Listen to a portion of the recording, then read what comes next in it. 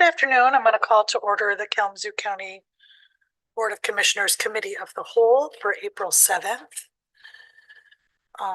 Clerk, will you please call the roll? Commissioner DeLue? Here.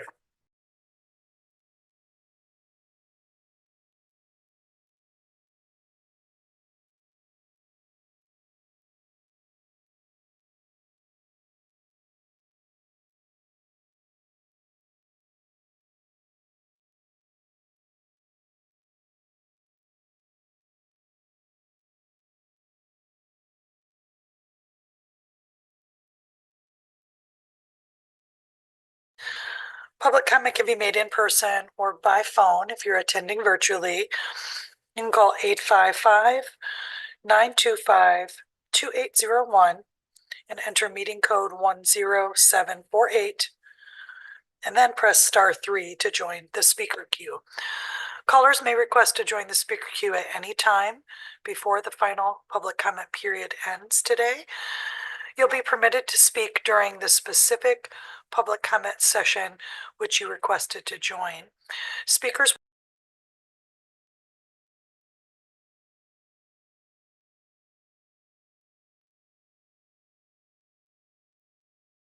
is at the podium.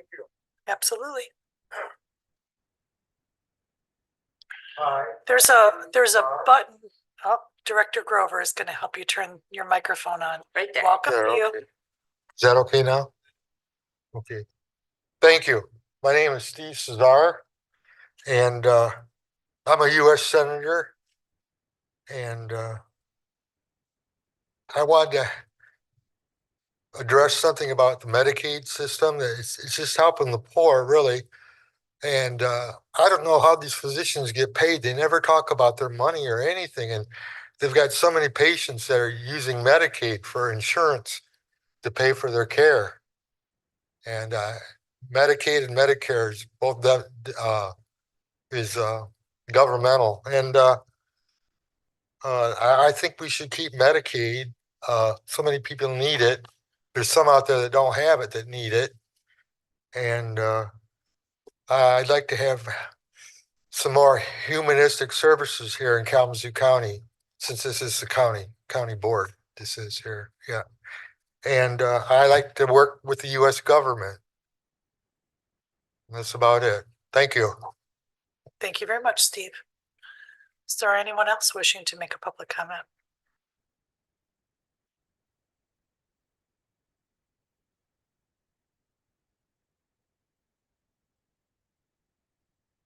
Hello and welcome. Thank you. Hello, commissioners. I was here maybe in November talking about student vouchers for children under 5 years old. So there's things that have happened recently that inspired me to come. One is a mother that's working at McDonald's. She could only get 30 hours of childcare. So she has to cut her hours. So she can't work 40 hours at McDonald's.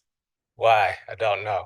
But I can confirm she works there because I drop her off, her kid off at McDonald's. So it's not that she doesn't want to work.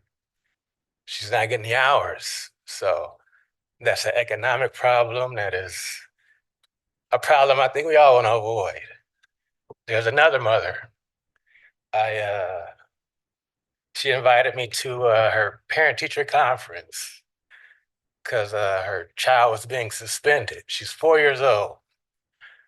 Now, when she's not with Pete, she's with us. And I'm like, she has to pay when she's with us, out of pocket. So I was concerned about that. So she wanted me to come to her parent-teacher conference. And the mother and I both know she's been suspended maybe 4 times. They admitted to 1 suspension.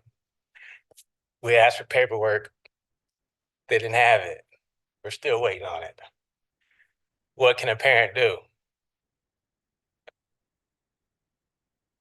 Our policymakers are the ones that can make the difference. We both knew that wasn't true, but we just listened. That's all we could do. So this is a pattern, and I've been seeing it for 15 years. And this is the first opportunity I've been able to speak up about it. So that's about all I have to say. I mean, everything else is just me trying to sound articulate about whatever, but I just want you to know what's going on the ground.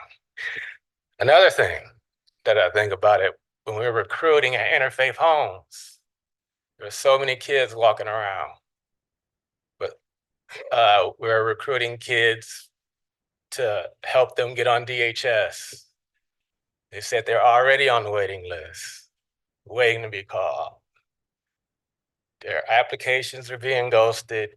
These are very young kids just walking around Interfaith, Alamo, what we used to call New Horizon. We got 3,000 kids and only maybe 1,000 get childcare every year. And our illiteracy rate in the 4th grade is extremely high. And this is why. Thank you. Sir, will you just share your name with us for the minutes? I don't. Oh, think we my have- name is Jermaine Robinson, and I'm with Pre-K International Child Care Center. Thank you so much. Thank you for your time, Jermaine. Is there anyone else wishing to make a public comment?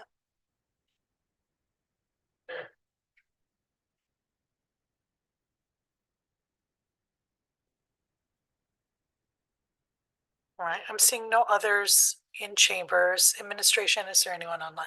Yes, there is, and staff will bring them over in just a moment. Thank you so much.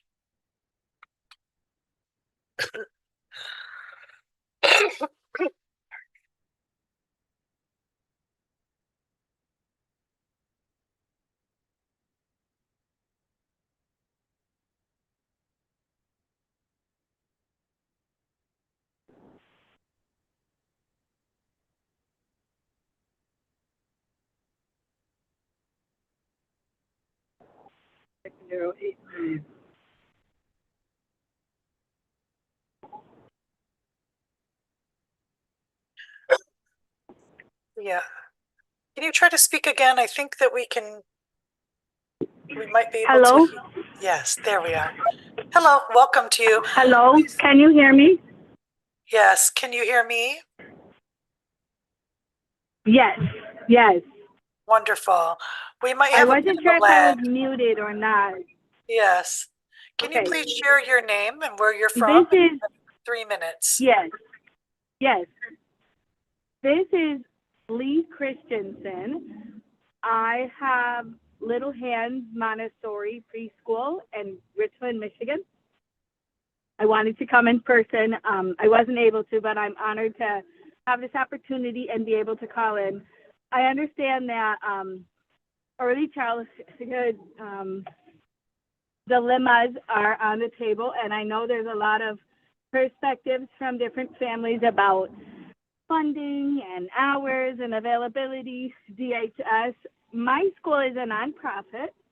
I have had students come and receive DHS. We work hard and provide large scholarships. So what I'm seeing from my perspective right now, the issue for many families is not funding. I know it is for some, but for a lot, that's not the issue. And it's also not an issue that I've seen in the past of the hours where people need 9 to 5 care. My center actually only cares for children from 8 to 1, 5 days a week. The problem that I'm seeing this year and last year that's new is families not wanting to part from their children themselves, but then also not providing the care that their child needs to stimulate their brain at home. So what I am seeing is families wanting to come. My center has children ages 2.5 through 6 years old. And I have many families that don't want to separate from their children at home, and they bring them to me at about 4.5 years of age, but they haven't done anything with their child at home. They haven't been reading books to them. They haven't been introducing letter sounds or numeracy. And so I am receiving children that are really far behind. And on top of that, the parents want reduced hours. They want to send their children to school for just 1, 2, or 3 days a week. They can't, imagine even 5 mornings, let alone whole days. And I understand these concerns. In the past, it used to be because of safety. They were worried about school violence, or because of COVID, they worried about health. Now that's not the case. They're not worried about those things. They want their kids to play. They have this perspective that school is taking away years from their life, and they want their kids to have a chance to be a kid. And in doing that, they're depriving them of learning opportunities. And most of us know that 80% of everything we know as humans, we learned prior to the age of 6. And so I have a bilingual school too, and parents will tell me, oh, they're too young to learn another language. They're still learning their first. So what I'm seeing is parents restricting their kids from learning, and I'm seeing a lot of delays because of that, and I'm suffering economically because of low enrollment for that reason. Not because people don't want to pay, not because people need more hours, but because people want their kids to be young for longer. They're keeping them home, and they're not educating them at home. And I'm seeing a lapse. Lee, Yep. I want to thank you Yep. very much for taking the time to reach out to us for public comment. Your 3 minutes have expired, but I appreciate your perspectives. Please feel free. There's additional public comment later if you would care to share more with us. Thank you. Is there anyone else wishing to make public Thank you. comment?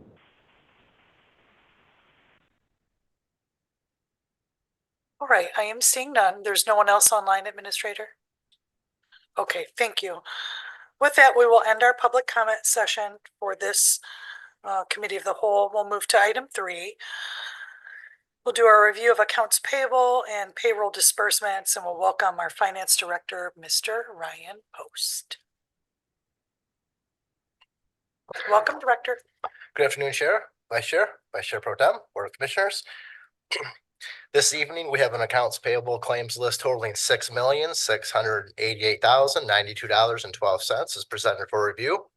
Of this total, the Board of Commissioners is asked to approve claims totaling $5,443,214.83. Payroll disbursements totaling $4,763,959.41 are presented for the March 27th general, March 31st elected, and April 15th elected payrolls. That being said, we welcome any questions from the Board of Commissioners. Thank you, Director. Commissioners, are there any questions? Seeing none. Thank you. Thank you. All right. We'll go to item number 4. At this time, we're going to welcome forward Southwest Michigan First and their Road to Regional Prosperity and the 2026 Annual Work Plan.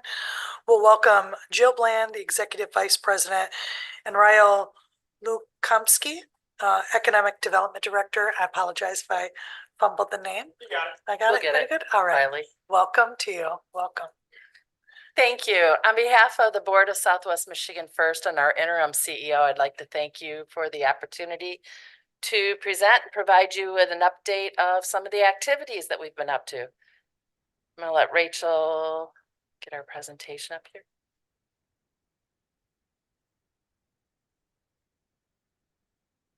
Is that good? I think.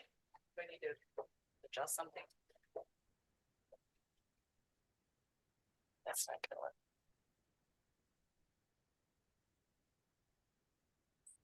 So we'll just go ahead and get started.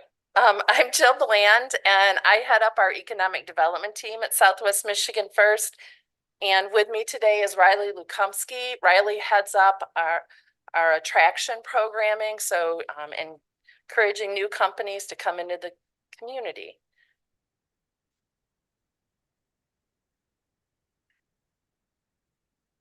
Okay, so this is a slide that we now include in almost all of our presentations. It really talks about why do economic development.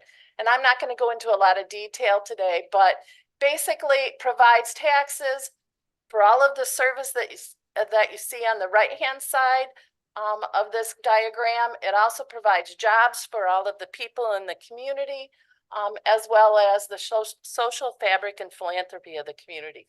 So when we bring in a new company, that's kind of the pathway that it takes to bring prosperity into the community. Southwest Michigan First operates under the 3 pillars of economic development, workforce development, and community development. And we're going to share with you today, again, some of the areas, some of the projects that we've had take place. So over the past 3 years, we have been working on the path to regional prosperity. Jonas Peterson, our former CEO, was here a couple of times and shared that pathway with you. On the left-hand side, these are some of the main areas of success that we had over the last 3 years. And I just want to highlight a couple of them. So across the region, and I say across the region because this also includes the Ford Blue Oval battery plant.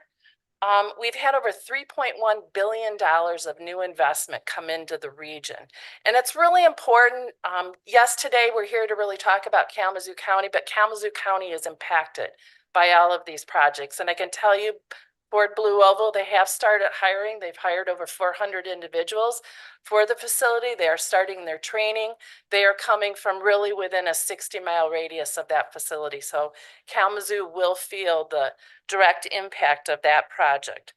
The event center under construction, we all see it every day when we drive by.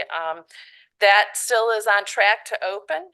K-Reese's new Career Connect Center, that's something that we worked really hard to really develop new pathways for our students in partnership with the businesses throughout the community to make sure that they had voices of what they needed today, what they're going to need tomorrow, and what do they think they're going to need from a talent and skills looking forward into the future. We've deployed over $10 million of grant funding into the community for several community development projects, and I'm going to share with you a couple of them as we go through this presentation. So some specific opportunities that we had. Kalamazoo Outdoor Gourmet. This is a company located in Comstock Charter Township.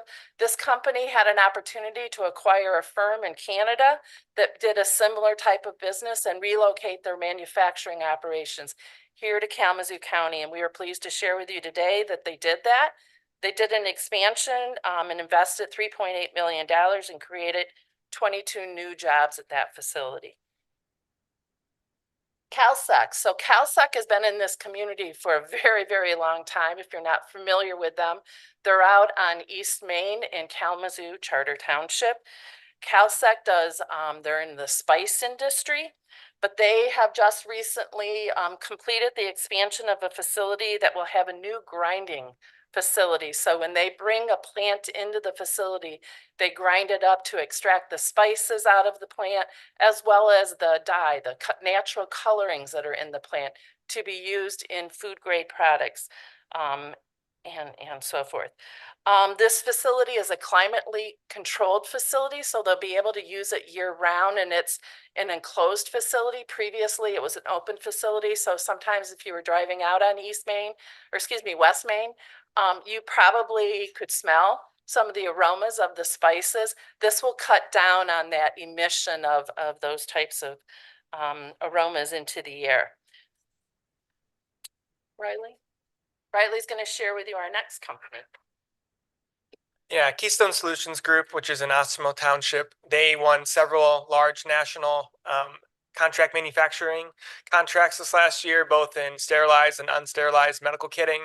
It allowed them to build a new $2.5 million clean room on site, and then also expand into another 30,000 square feet in Comstock Charter Township.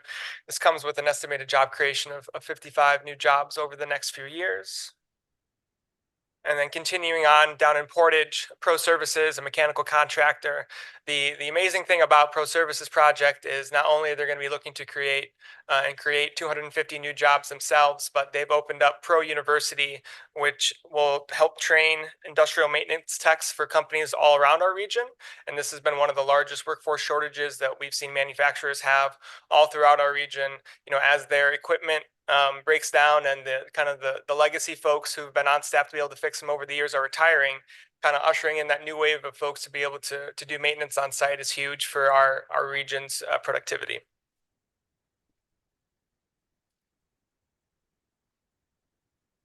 So this is an example of one of the projects when I talked about bringing in state grants. So this Plaza Corp is doing 3 different projects here in the city of Kalamazoo. You'll recognize the former county building. in the lower right-hand corner. So that is going to be converted into a boutique type of hotel. It will have some retail in the lower levels of that. The two other facilities are enhancements of existing buildings. So this one at 619 Porter on the left of your screen. This actually today, a portion of this building collapsed. It's up on the north side. It's an old industrial building. They're going in and retrofitting that building and modernizing that. So we helped them. They did a transformational brownfield plan, which is a very new tool here in the state of Michigan, as a kind of a combination of project. And then we also were able to secure some RAP grant funding for them from the state.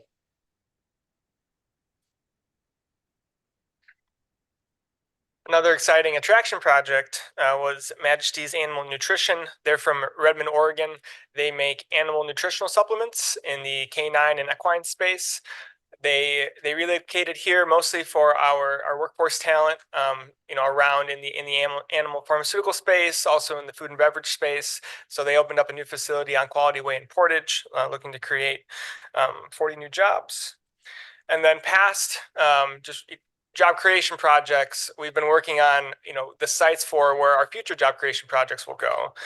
So through the state site readiness program and our partnership here locally, so the state site readiness SSRP grant from the state and their My Sites program, we have states all throughout the county in Oshimo Township, Texas Township, Kalamazoo Township, Comstock, Pavilion, Portage, Charleston Township, all with sites under consideration to receive site readiness dollars to advance studies on those sites, such as environmental studies, due diligence studies, geotechnical studies, all in effort to get them properly prepared one day for development.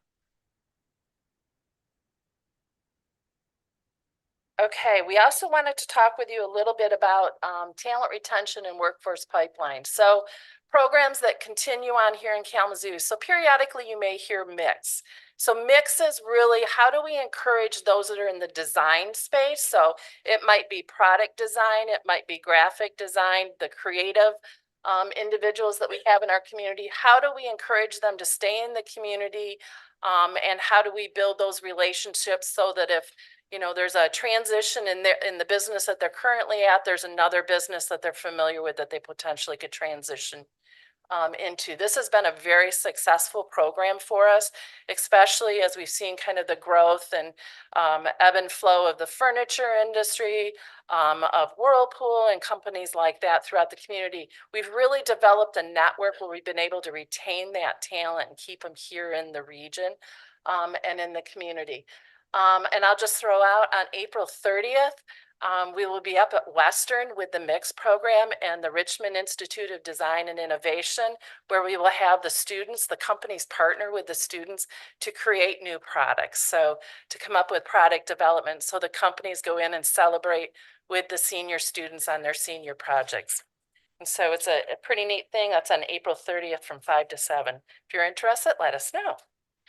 Regional talent attraction. So again, as we look at where are we going to draw our future workforce from, in addition to what we grow here, to bring new talent into the community, we have an initiative that we're focusing on kind of the Midwest states to not only bring in new talent, but also to bring home those that have chosen to leave the area to go experience something else, to bring them back home.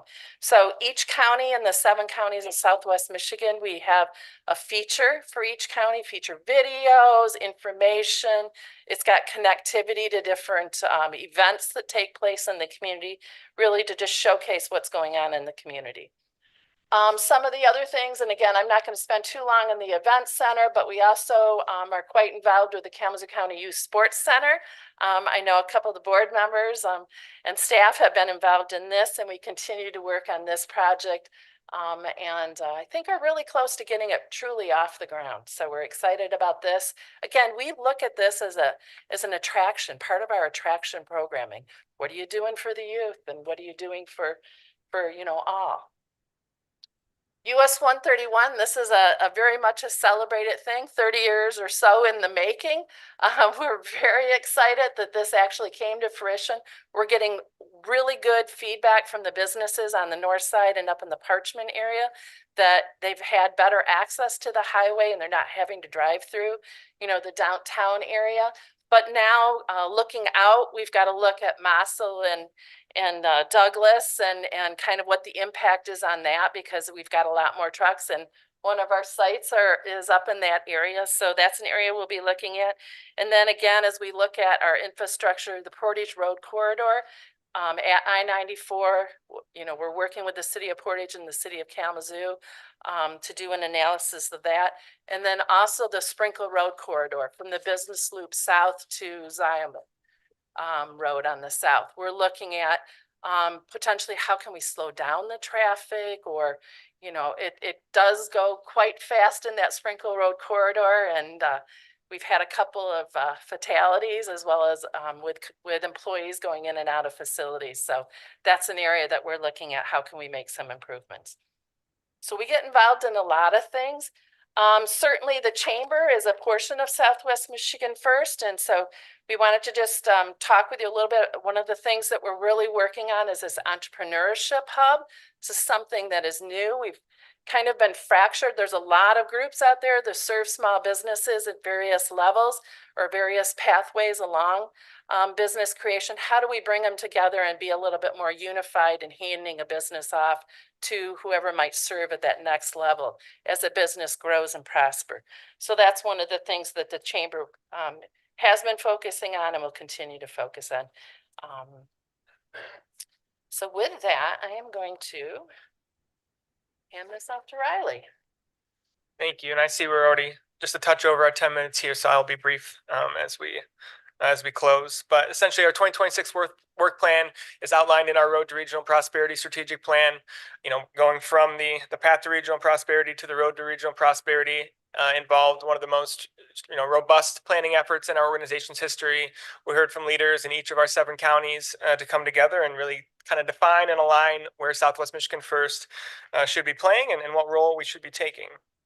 So the output of the strategic plan was to really kind of break our focus areas into 3: businesses, people, and places, all aligning with the work that we already do throughout our 7 counties and here in Kalamazoo.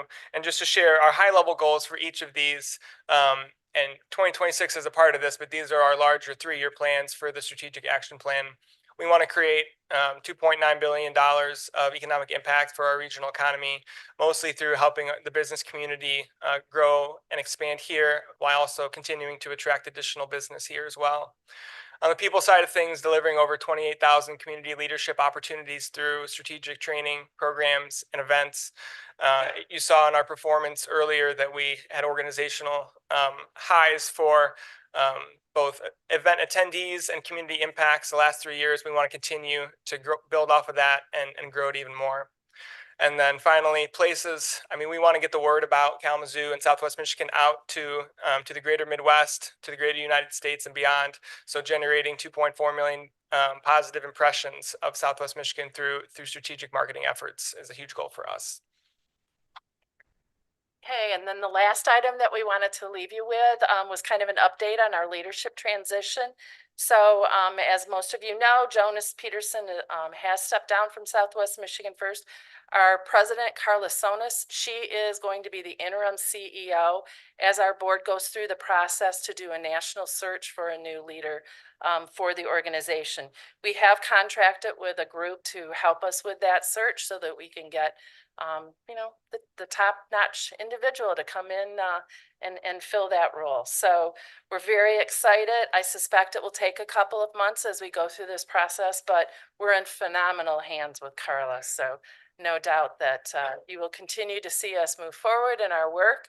I actually, one of our new team members made the comment to me yesterday. He was he's like, well, I wasn't sure with the CEO leaving, would everybody slack off? And he says, I'm amazed.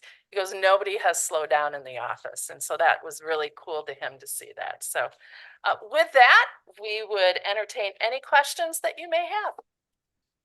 Thank you, Jill. Commissioners, are there any questions? Commissioner Kistler? Thank you, Chair. Jill, great presentation. Riley, nicely done also. It's good that we get this every now and then, just to make sure that we don't forget about Southwest Michigan first. It's hard to do that. Question I have, and I'm sensitized because I read an article and I can't tell you, I guess I regarded it as somebody I should pay attention to, but not necessarily from an ultimately responsible source. But it talked about the Michigan Economic Development Corporation at the state level and how they have a history of promising, as they're putting money on the line, 4,000 jobs. And then 3 years later, it turns out 850 materialized, or in some cases, only 85 out of the 4,000 materialized. Do you guys keep track when you get involved in this sort of thing to make sure that either it happens or it doesn't, in which case you take action? Yeah, no, absolutely, we do. And one of the things that I think you don't hear a lot about, so incentives from the state as well as, incentives from local, there's benchmarks in order to get and maintain those incentives.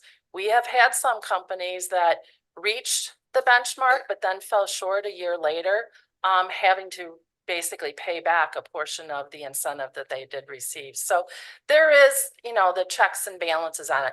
Where it might get a little murky is if they're putting money into the soil. So they're extending a sewer line or they're extending a water line, and the state is helping to offset the cost of that because it is in the ground. Now we would look at that. That's helping us get to that next level from a business attraction or perhaps the growth of a different business besides that business. But yes, we do monitor it on a regular basis. Chair, will you humor me for one more question? Yes, just as council has advised, though, I needed to recognize Commissioner Morales joined the meeting about 4:25. Crunching his note up. Go ahead, Commissioner Gisler. Yeah, now see if I can remember my question. Yeah, some time ago, and I know I voted against it, but I think it's prospering. I'm talking about Hark Orchids out in the old GM facility. Yes. They're doing well, are they not? Well, unfortunately, we have lost them. And it was because of the global economy. We did lose them. They were bringing kind of that raw ingredient was coming over from Germany. I mean, they were a German-owned company, and so they were bringing their raw materials over. And we did lose them about 8 months? Yeah. 8 or 9 months ago. Their facility is on the market though, and we have had significant interest in the facility, and that is where we That's the one behind behind Midling. Facility yes. was. Okay. Yes, it is a very unique facility because it is a clean room type of facility. So from a life science perspective or a plant perspective, it provides us with a very unique opportunity. And we've had quite a few folks looking at it. So, but yeah, I'm sorry about that. yeah, we were too. Vice Chair Taylor. Thank you, Chair. And first off, let me say thank you for what you guys do at Southwest Michigan First, regionally as well as within Kalamazoo County.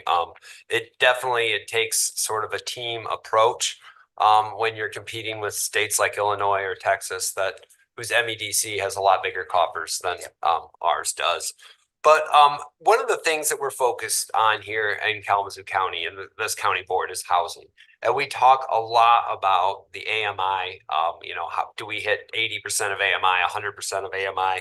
How do we get those costs up? And I had a conversation earlier today with someone, and he said they were able to put together deals with 60% AMI in Washtenaw County, mostly because the AMI was higher in Washtenaw County. And I think we're tackling this problem specifically with housing from one side of the issue. How do we subsidize the AMI? When there's also the other side, how do we increase our county's AMI to be more representative or closer to what Washtenaws is, more life science, more higher tech buildings? I'm speaking of myself as one sole commissioner, but I'm certainly committed to getting you guys whatever you need within site remediation, whatever sort of thing that can attract high quality jobs, high paying jobs.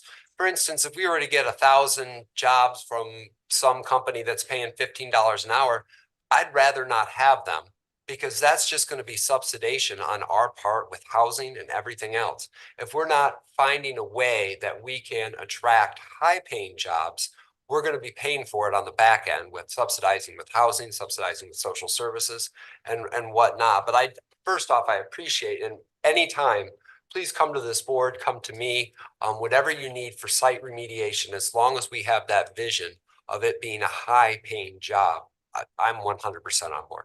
Sounds fantastic. Thank you. Thank you, Vice Chair. Any further questions? Okay. Thank you very Great. much for the Thank you. presentation and for your time. Thank you.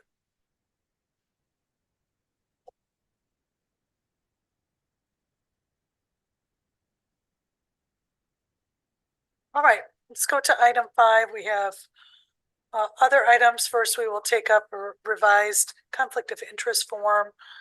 This is prepared for us by Corporation Counsel. To the podium. Welcome, Counsel. Good afternoon. Thank you so much, Madam Chair, Yes. Vice Chair Pro Tem, and Commissioners, and the Administrator. This honorable body and administration has made transparency and more stringent adherence to ethical standards a priority for 2026. This has included ethics training for the Board of Commissioners, the county department heads, and soon, per my office's suggestion, implementation of a biannual ethics training for county authorities and advisory boards. In line with this objective, my office was requested to review the county's required conflict of interest statement for the Board of Commissioners. In an effort to provide a clearer and more adhesive adherence to the state statutes and to the county's bylaws regarding disclosure and incompatible offices, my office has provided a revised disclosure and interest statement for consideration and adoption by this body. To that end, I would like to highlight the various sections of the statement for both you and our county residents who may be watching. Please feel free to interrupt with questions as I go along. First, the applicable state statutes are MCL 15.321 through 15.330, contracts of public servants with public entities, MCL 15.341 through 15.348, standards of conduct for public officers and employees, and MCL 15181 in sequence incompatible offices. Looking at the proposed statement of disclosure form, I'll start with Section A. Section A now defines family and financial interest and financial and contractual interest, whereas before it just said family members, but now we define who is immediate family. Section B now requires a listing of organizations which commissioners are members and serve as a leadership role as so defined within the statement. It's the reporting of those requires that you serve as a leadership, not just be a member of those organizations. Section C now comports with MCL 15321 regarding contracts with public servants, regarding the reporting of business interest of commissioners. Section D now requires reporting of interest of immediate family as defined in Section A in business dealings with the family. Section E deals with potential conflicts which may blossom into actual conflicts. That might be that the board may be considering purchase of a property which is near a which may benefit a family member from that purchase, even though we haven't made it yet, so the conflict does not yet exist, but at least to put the county on notice that a potential conflict may exist. Section F confirms that commissioners hold no other public office that may conflict with their duties in regards to Kalamazoo County. That's regarding the Incompatible Offices Act. I suppose the best way to explain that is that, for instance, if you decided that you wanted to be part of your local school board where you're located, that's fine, because the question hinges upon what is the relationship between the county and the school board and who can control and who can supervise each other. It's very rare that the counties and the school boards have much in common, so that would be allowed under the Incompatible Offices Act. Section G requires a commitment from the commissioners to recuse and abstain when a conflict occurs. This assumes that conflict of interest should rarely occur when this body is voting. And part of the reason for that is because, as you know, every time you have to abstain from something, your constituents or your district has no voice in what has taken place. So that's why we want it to be a very rare thing when it does occur. Section H confirms and informs that the conflict of interest statement will be kept by the Finance Department, as is our current practice. Section I is the certification in which you will sign that document.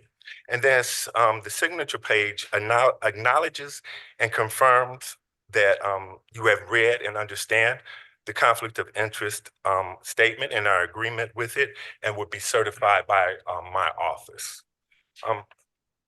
And that's it, ma'am. Please, I can take questions. Thank you. Yeah, thank you, counsel. So I'm gonna just begin with a question. I'm gonna go to the section E, other potential conflicts. I just want to talk through from my understanding myself. So other potential conflicts, and this relates to real property interests, outside employment, loans, gifts, services, or additional relationships tied to matters before the county.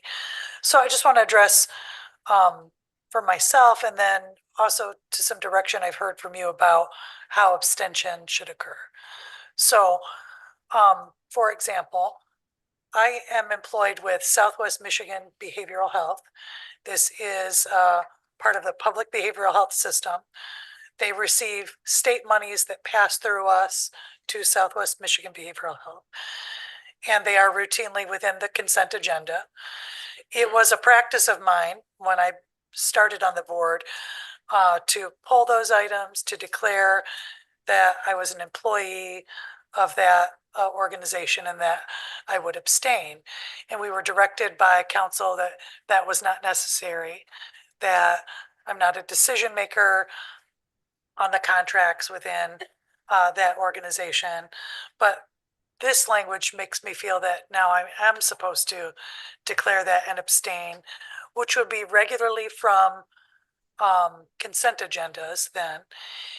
And to that further, you've directed that when an abstention occurs, that the member should leave the chambers when that occurs.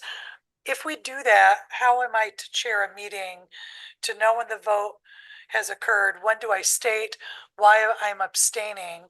And how do I know when to return, or would other board members know when to return into dialogue and discussion for additional matters? Thank you, counsel. Thank you so much, ma'am. In regard to your first point, that advice is still very good advice. What we're finding and what we're doing is that we're looking specifically at whether or not the department you work in at where you work is benefited by the grant rather than just the whole organization. So that's been the trend lately. In regards to the second, the trend lately is that if you do have an interest that you know you have to recuse yourself from, that your presence is still influencing the discussion. This is often seen in gesticulation, nonverbals, and facial expressions. And again, this is a recent trend, and I leave that to this body in order to determine whether or not it's something that they would like to engage in. There was an example in Grand Rapids where there was an item introduced, I believe by the mayor and how they set up, and then he introduced it and he left the room. So again, that's a very recent trend, and that's something for this body to consider as to whether or not it wishes to engage. Thank you, counsel, and thank you, commissioners, for entertaining as I began the discussion. Do we have other questions on this item? Vice Chair. Yeah, you cited MCL 15.231 through 230.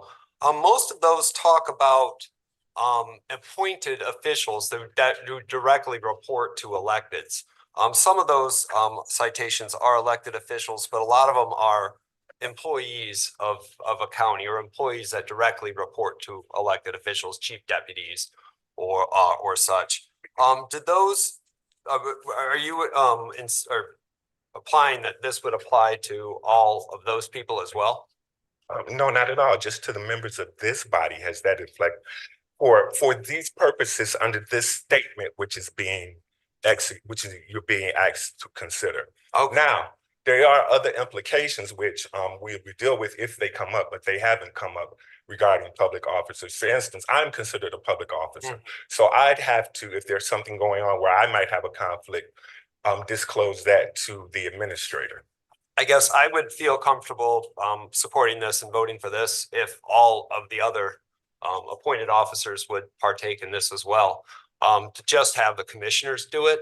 And also, it's not attached. I don't see any attachment to our current bylaws with this. Would this be attached or replace our current bylaws, or would our current bylaws also be attached to that?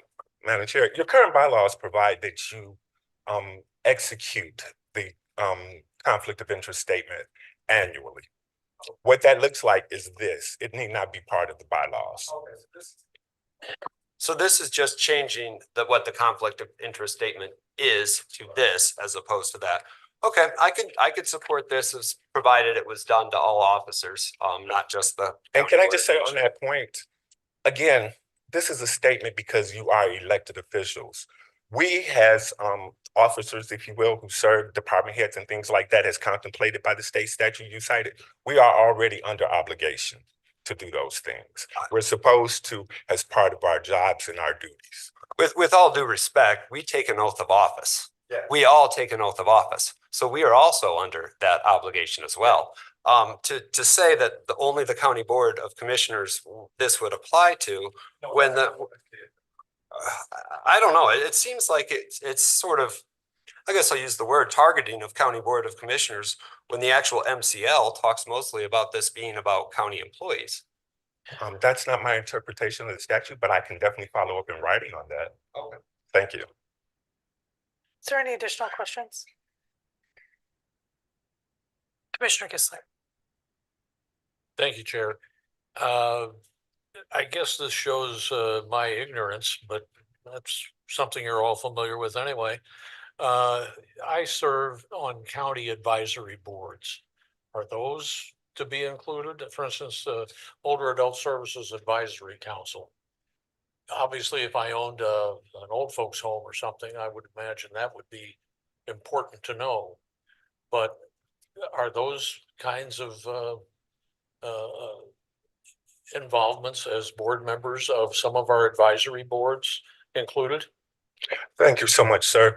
Actually, those are already considered within the statement. Remember, the statement is a broad statement in terms of how it addresses what the county businesses is and how you interact with those businesses when a conflict occurs. So this already does take into account that you may serve as members by your seat here, members on advisory boards also.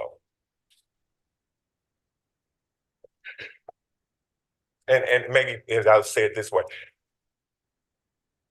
you already serve as liaisons per board bylaws on certain advisory boards. So this covers that already. Thank you. Commissioner Morales. Thank you, Chair. And this may be my ignorance as well as I climb down a rabbit hole. So if I am, say, part of a commission that we have and someone on that commission is attached to different entities asking us for monies, how does that work? I wish I could be more clear without calling things out. So the conflict of interest for me, I'm on some boards where folks own or have 501c3s that they're on their board, the 501c3 is connected to them. They also I'll say I work for Kalamazoo Valley. We're under a 501c3, and then I'm abstaining from a vote, but that money still goes, and the person that's actually on that board is the CEO of the 501c. Do they have to sign this as well? Does that pertain to them? No, ma'am. This is strictly related to county disclosure. I understand what you're saying in that scenario, but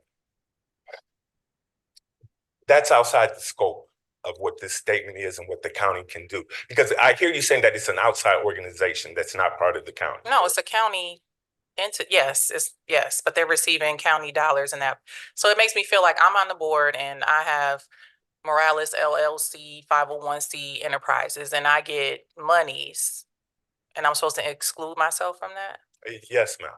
So how am I supposed to get the money from my 501c? As everybody, I mean, like I said, I'm going down a rabbit hole because this is common. And then when you talk about is it immediate family all the way through for making it known if properties like in section A, or are we just talking about immediate? Because I mean, As you look in section A, just in section A, whatever and it's the immediate family, that's I see the immediate husband, family wife, here. believe it extends all the way to grandparents. I'm sorry, I gave you all my copies. My apologies for that. I thought I Okay. kept. No, I see all of that. Oh, thank you. I thought it was somewhere else on here. Oh, immediate family. Never mind. Okay. Um, So for instance, when we voted to supply Kalamazoo Valley with funding for their trade center, that was an instance where I did not have to abstain because I'm the director of wellbeing and thriving, and I could have voted on that. Would be my recommendation, in my opinion. Yes, you know, because your direct division did not. You did not benefit from that directly. And so that is a determining factor, which the cases have borne out. And historically, haven't individuals on this board received funding from the county board for different projects or entities that they had? And if that's the case, if that's still happening through contractual agreements that I may not know, that Monte's owns something and the money is going to me, is.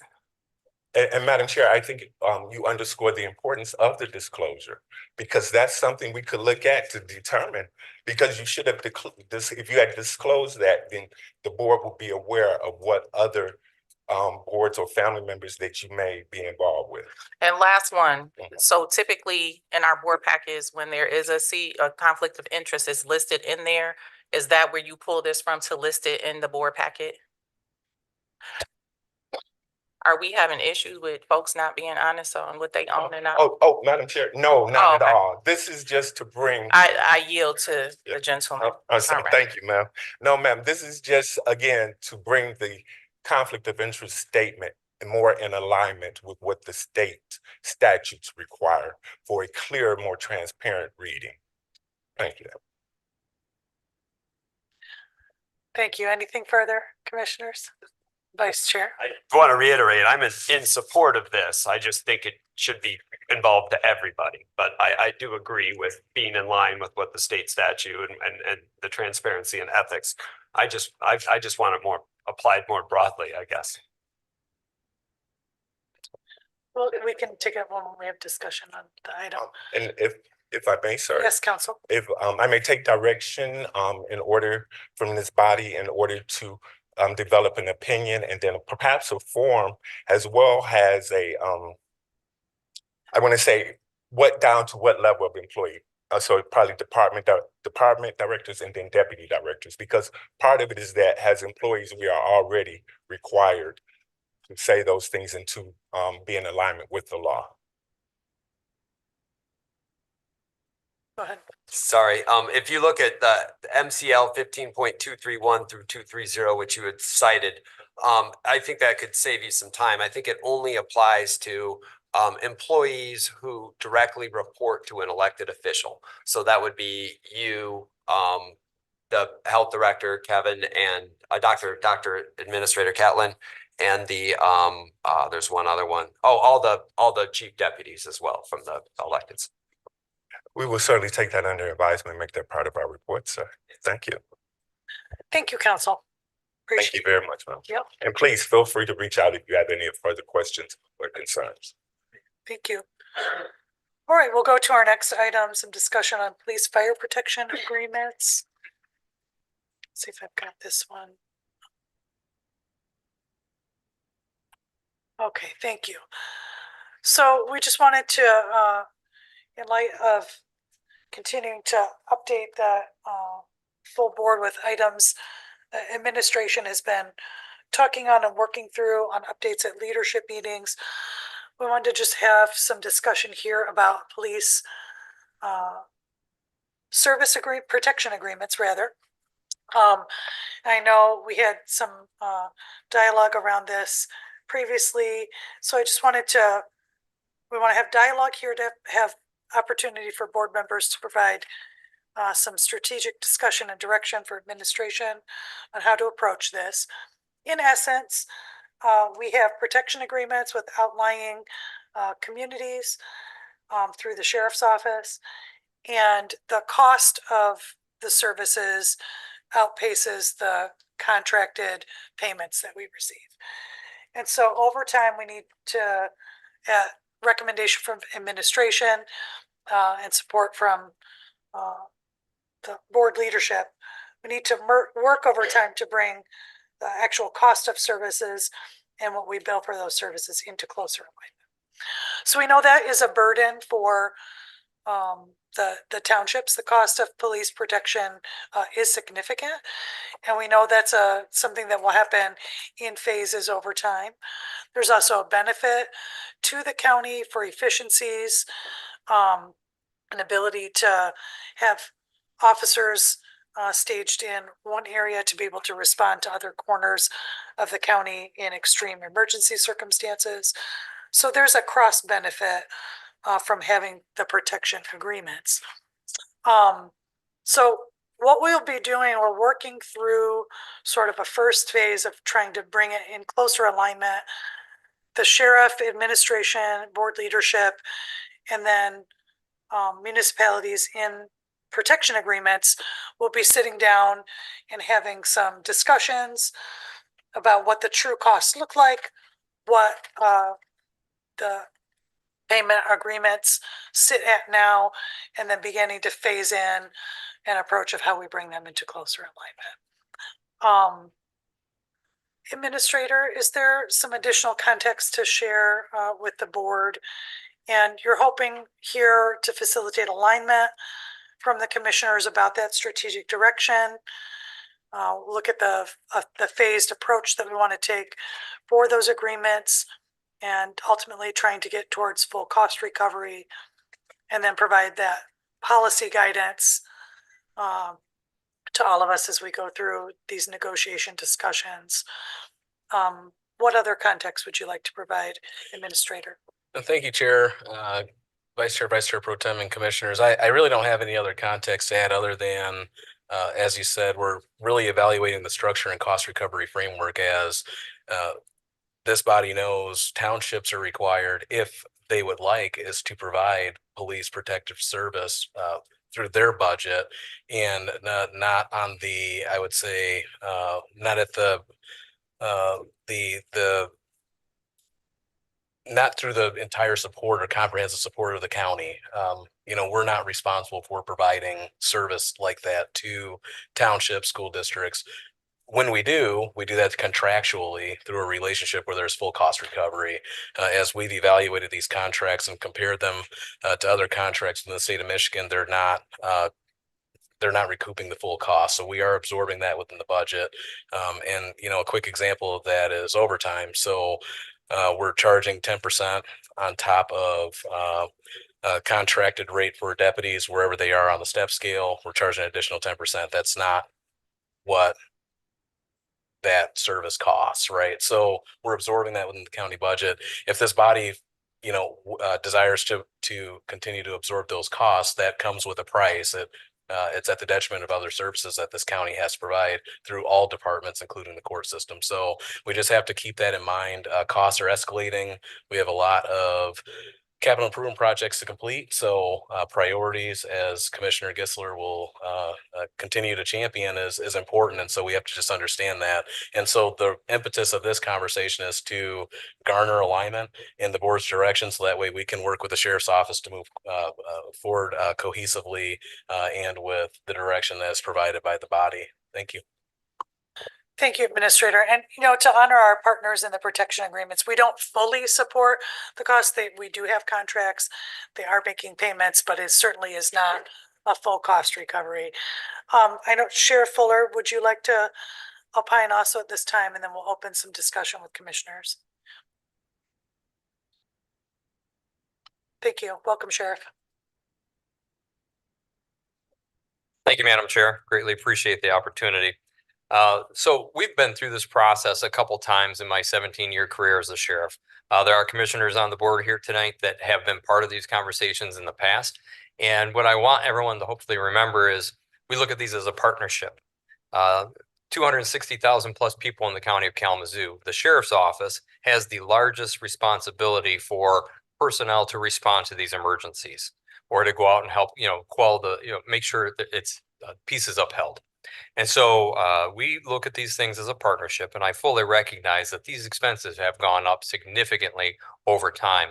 And that's why, we're very excited, I guess, to make sure that we work together to produce a product that the residents and people of Kalamazoo County can afford, and one that actually answers their call for service.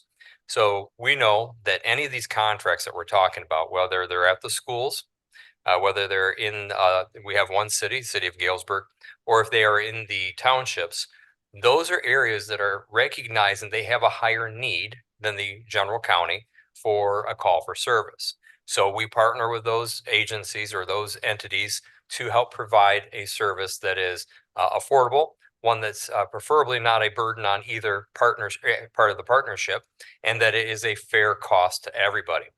I will say that we constantly rely on these townships to actually have the ability to pay for some of these things, because of course the sheriff's budget's not designed in a way that if for whatever reason these townships went away, that those deputies assigned to those townships would still be there. But there's no mechanism behind what we currently do today to upload any number of deputies that would go away from this. We know that generally we're in the areas that are the most busy. I'll talk about Oshtemo, Texas, Comstock.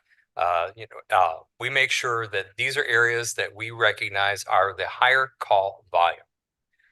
At the same time, there's a benefit for everyone in the county of Kalamazoo achieved by having the deputies specifically assigned to these partnership townships.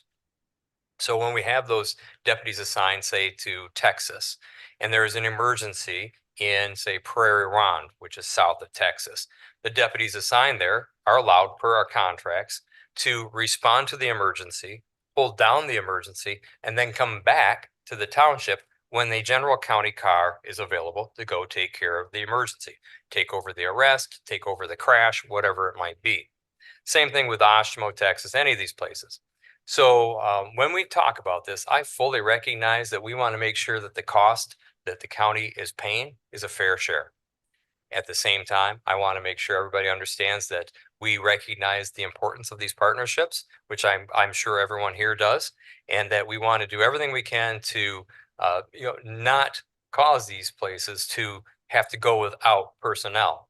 Again, all of these services I'm talking about, they increase. These townships, the schools have had a high demand for policing. We didn't used to have school deputies. Well, now we do, because rural areas are asking for deputies.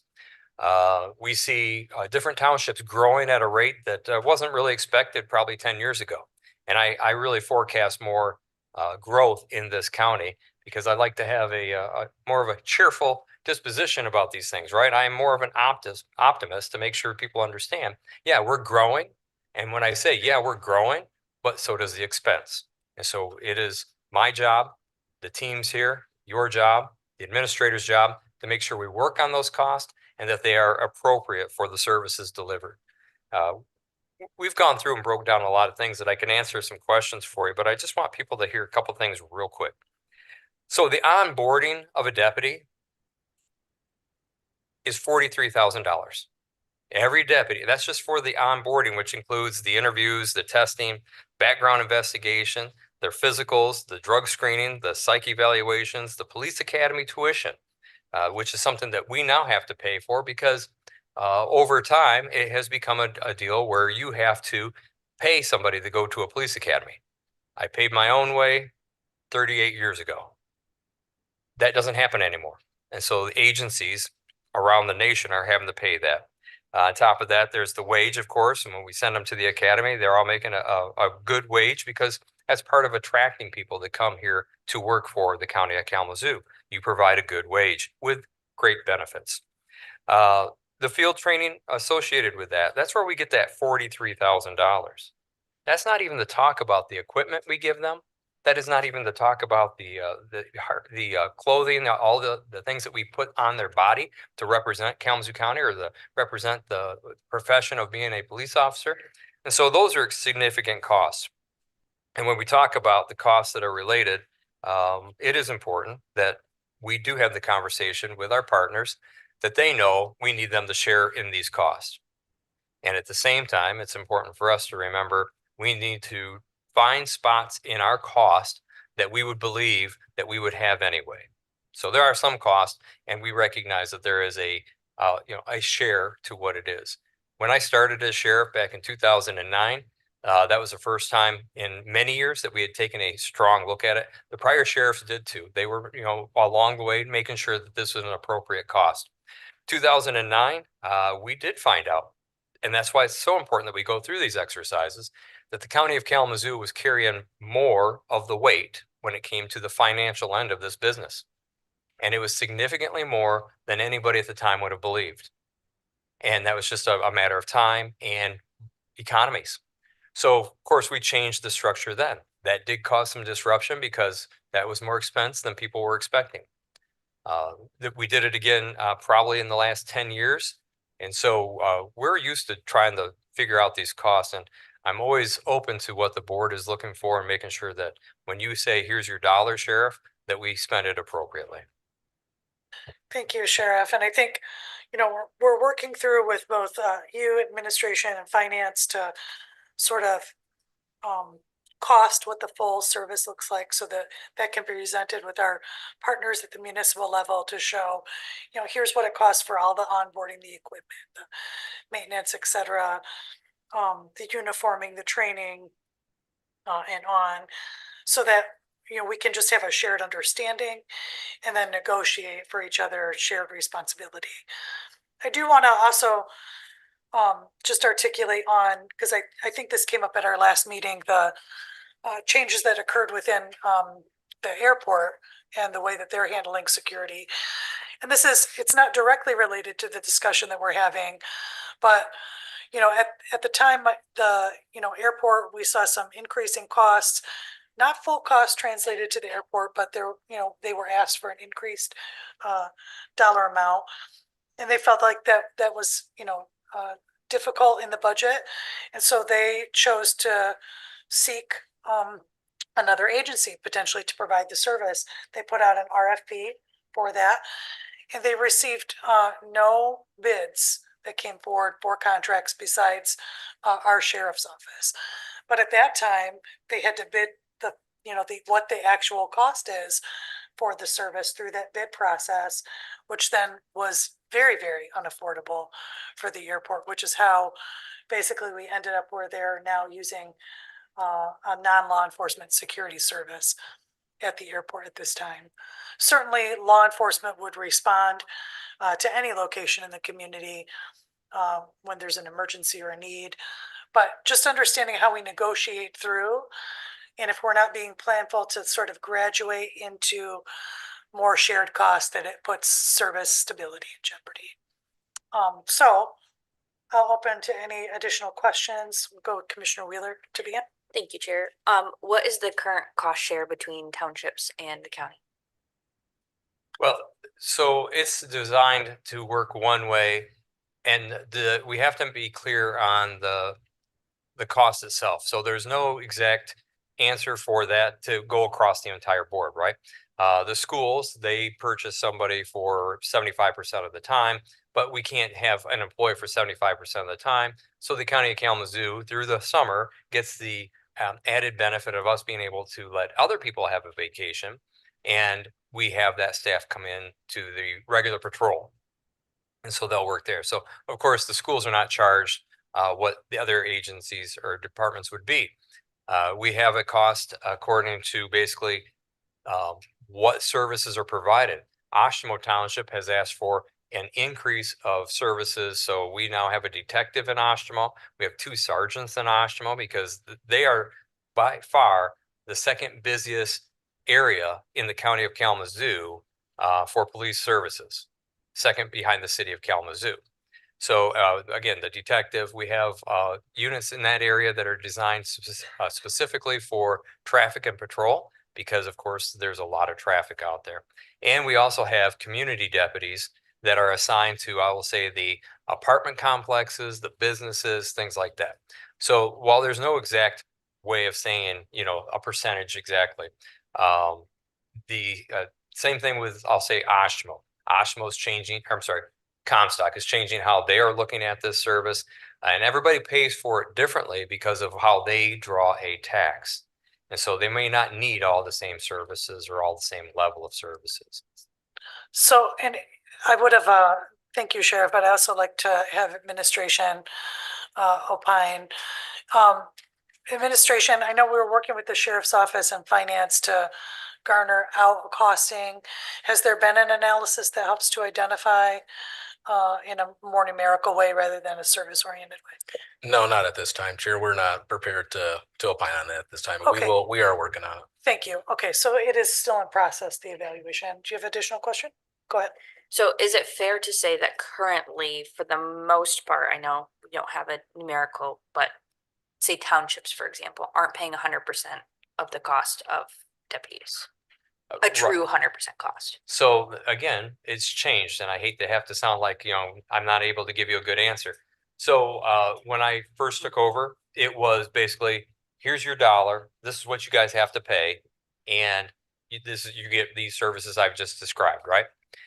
So through the years, the last time we went through this process, we heard from entities that would partner with us that they felt they were paying more of the share than they should. And so we worked out a process where they pay for the wage.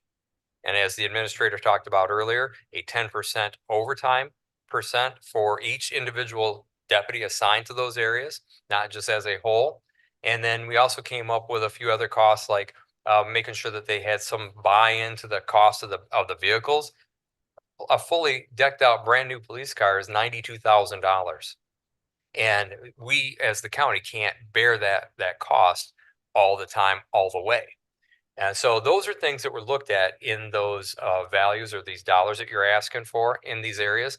They also have to pay 100% of the fringe. But with that, the county receives a benefit.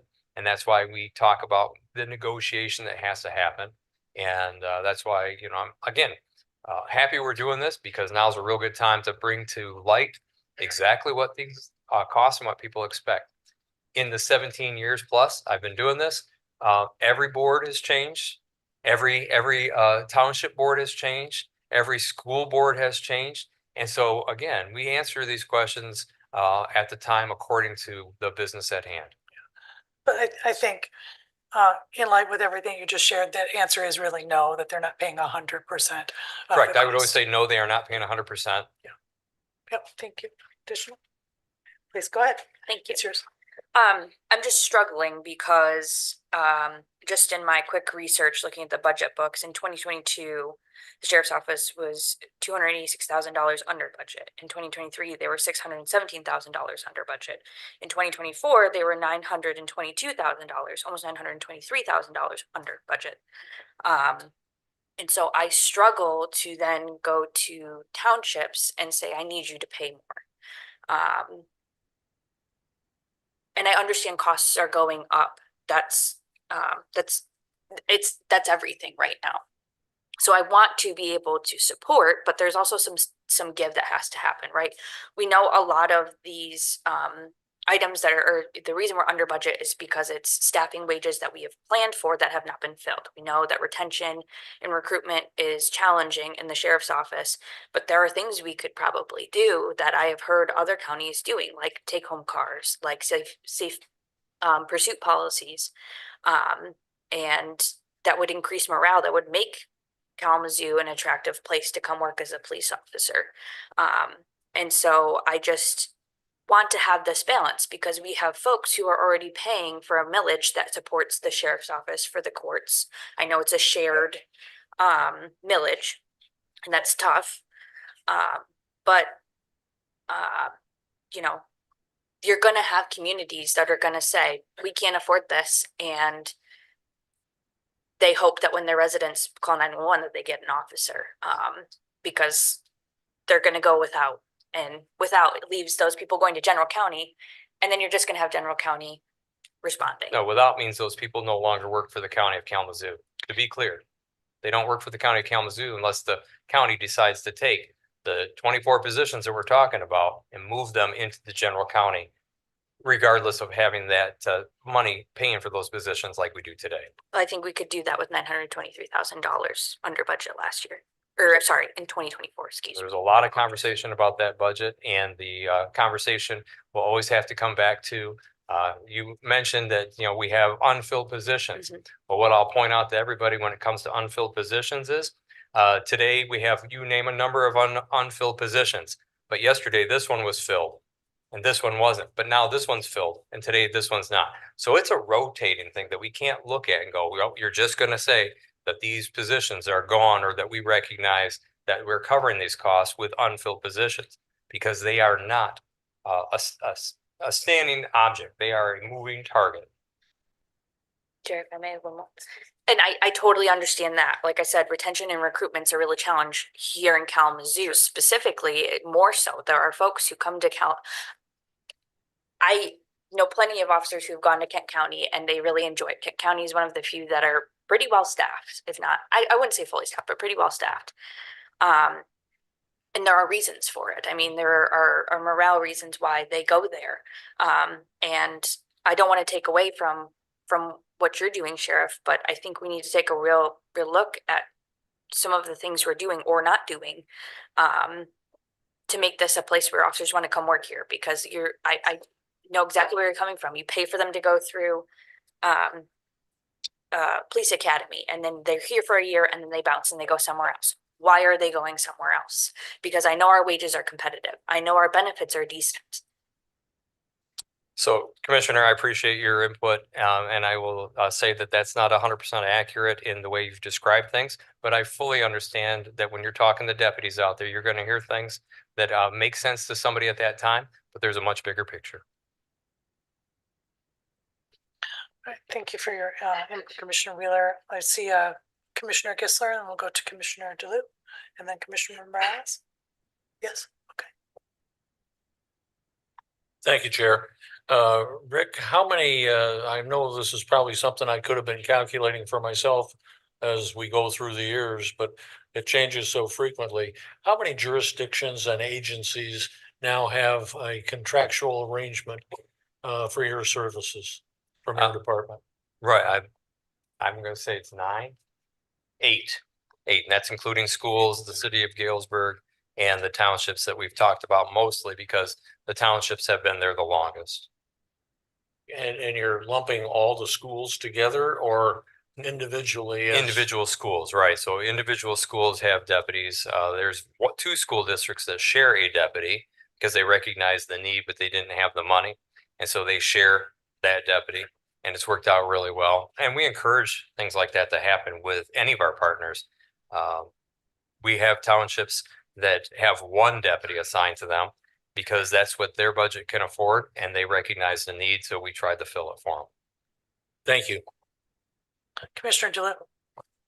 Hello, Sheriff. Hi. Thank you for your, my concern is, are there going to be actual negotiations with the township about the costs, or is it going to be, here's the cost, take it or leave it, afford what you can? And also along those lines, if you negotiate with one township, is it going to be the same for all, or each individual township have to negotiate their own costs? Yeah, so I'll just go back to what I was saying earlier about each township, each school, each city, like the city of Galesburg. They have a level that they're comfortable with, a level that they ask for. But what we're trying to do is get down to where it doesn't matter what level they've asked for, the price is the same. And that's what we really have. But at the same time, we want to make sure that they understand the benefit of the agreement that we have, and that they are receiving everything they're paying for. So when we talk about negotiations, typically there's really been no negotiations in all of this. There's been conversations, and ultimately we, as the county and the sheriff, come up with how it costs and what we have to get to provide a service at a level. And so that's how we've done it throughout years. And ideally, when we get done with this process here, it'll be pretty much the same thing. If I'm charging, I'll say Texas Township for 2 deputies because they currently have 2, here's the cost. And if you went to Oshmo that has 11, you would say, well, theirs would be 11 times what one of these guys are. That's what we're working towards. We really have that, but we need to be able to prove that and make it clear to people. Here's the cost. There are counties across the state of Michigan that have addressed this different than Kalamazoo County for a very long time. There are counties in the state of Michigan that refuse to go into townships that don't pay into this. We could never do that because we have a county-wide millage. They don't. And that's why I want to make sure that whenever we're having these conversations and these comparisons, we're really comparing what the service is and not what another township or another county does to the full extent of what somebody would want to point to. Well, again, okay, so it sounds like to me there is no negotiation of the cost. It's just gonna be what level of service are you gonna pay for? So again, there's always a level of negotiation, and if I say that there's no negotiation, that's not 100% accurate. But again, we don't have room to move on some of these costs. That's why the real negotiation right now is me and this board trying to make sure that we come up with a price that you're comfortable with, recognizing the benefit of these township agreements or these school agreements, as well as the cost. And then we go to those townships, the schools in the city of Galesburg, and we say, look, this is the cost we have to have. Our board and we, the sheriff's office, have developed this together, and we recognize that the county of Kalamazoo can't afford maybe the way we used to do it. We now have to do it like this. So at that point, negotiating is a little different than what people would picture. I'm not going to be able to go to a township and say, all right, you pay us for the deputies and we'll do the cars. But the next township I charge for some level of car, right? We have to be consistent across the board, and that's the idea. Yes, sir. Commissioner Morales. Thank you, Chair. So when you say that, I visited the jail a couple months back. Yeah. Are we still facing the same issues of overtime, not being able to be filled, exhausted officers, all of that? Yes? Yeah, just like, yes. Okay. Yes, we are. So now when you say minimal service, how can the 922K fit into that? And what does minimal service mean? Like, is it service or is not service? Like, what, I need to know what we can do and what we can't do, number one. And then a couple months back, we also did some budget changes with the courts, and there were some non-negotiables between their things that they wanted to do. I need to know what your non-negotiables are and how can we make the 922 meet whatever it is your needs are. Because I mean, we know some townships have the money, but if we go into a city like Galesburg, we know that they're struggling to put streets up, right, or fix their roads. So I want to be fair in that, but as you say, you know, you have to be consistent across the board. I think there's different needs across the board, and we need to address those needs specifically for Ashtimo and these other townships. So if it's Ashtimo that has to carry the budget of your deputies and the, you know, your service vehicles, maybe they could afford that, but another one can't. So based off the 922, to be clear, how can we crack into that budget and meet some of your needs as we look at the rest of the millage dollars? So Madam Commissioner, one of the things that I hope you guys are able to understand is you're as much of a driver of these things as I am. And that we will work together to make sure that that question you're asking right now, I can't stand here and try to answer it exactly because it's going to lead to another question that I won't have the exact answer for. So the 922 you're talking about right now, again, you're talking about what we did not spend in last year's budget. Is that correct you're saying? Okay. 2024. Well, pardon me? 2024. Yeah. So again, we had a more difficult time in 2024 to fill positions. So there were more open positions. 2025, there are fewer open positions. We're sending 5, 7. I think the most we've sent to the academy was 8. 7. It's just 7 is the most we've sent to a police academy. We're constantly sending people to the police academy, and not everybody's leaving. We do have a lot of people that stay. because one of the things I try to talk to the people that do leave, I ask, what was the retirement you're headed to? There is none.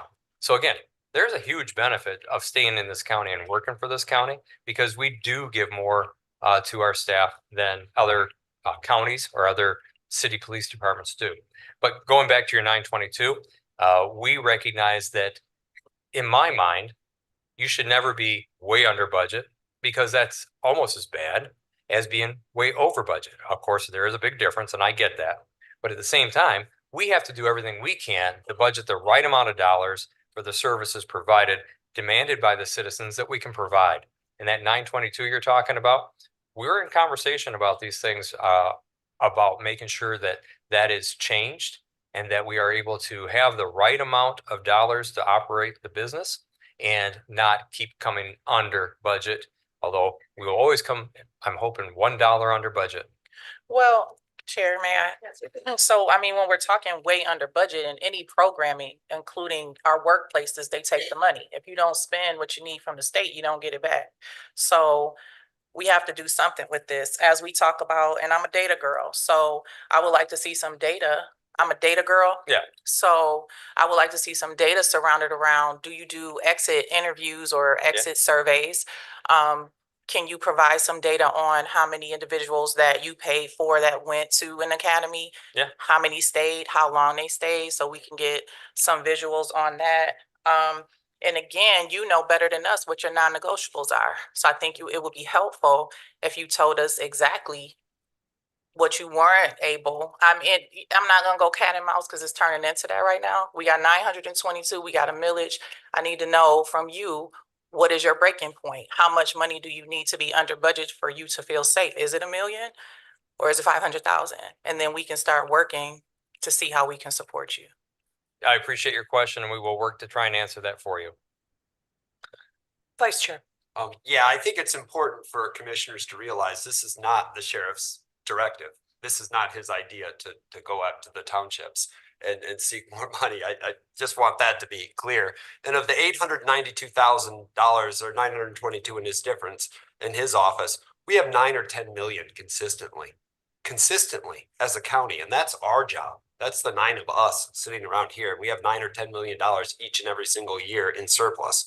One thing that I think is this conversation may be a bit premature, and we have no idea what a sheriff's deputy costs. We haven't gone through and amortized what a cost of a car is. A car doesn't last 1 year. We're not charging $82,000 every year. $43,000 for onboarding. That should probably be amortized over a 30-year period of time. A radio, maybe 6 years, all these different pieces of equipment. I would hope that a school deputy would need a shotgun allocation. All these different types of things that we'd have to put into different contracts and figure out what the cost. And the biggest variable by far that I don't think anybody around this table is considering is what our fringe rate is. That is more than the 10% of overtime. We haven't calculated what our fringe rate is for different various departments in quite some time. And we don't know if we're charging a 51% fringe rate to townships, if that is accurate. 54. So as 54%, we don't know if that is accurate. As we're going to these townships and we're having negotiations, before we go to negotiate people, we should know what it costs. Before we have an idea and going to sit down, we've got to figure out what these things cost and then have the negotiation. Otherwise, we're negotiating blind. And I will say this, I am against a full cost recovery. I do think that we need to have an idea of what the total cost is, but there is intrinsic value of having that partnership with other townships. What that intrinsic value is, and that goes back to Dale DeLue's question, the negotiation. The negotiation happens right here around us, the nine of us, when we decide what percentage that we're going to allocate, what percentage we're going to collect. But we can't get a percentage when we don't have a total number. So until we get that total number, that's when I think we have the conversation of what we ask townships to pay. But having this conversation right here, right now, I think is an exercise in futility. Thank you, Vice Chair. And I'm in close alignment with that. And I think, you know, as we're talking about the, you know, the amount that we come in under budget, I know that administration is just working to endeavor to tighten in the budget process so that we have a full analysis of what our costs are. So we're taking every dollar and using it into the most effective way that we can. If there's $1 million extra in the budget, what $10 million in the budget, what do we do with that then? To advance services to the community, to solve problems in the community. And the more that we do that by understanding the true costs of the services, the benefits of the services, that's how we get to that process. And so that's what we're all trying to work through here together.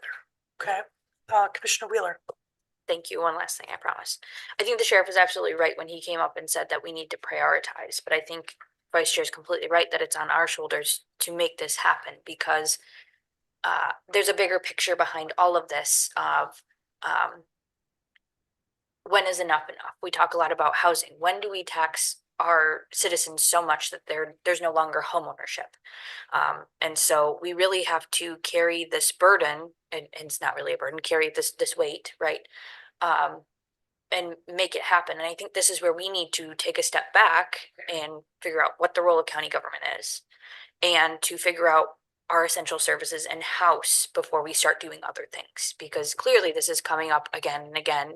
I mean, we know the jail needs major work and has a big CIP behind it. And so I think that this board needs to take a real, I'm pulling to Vice Chair Taylor, this board really needs to take a really hard look at our essential services before we do anything else.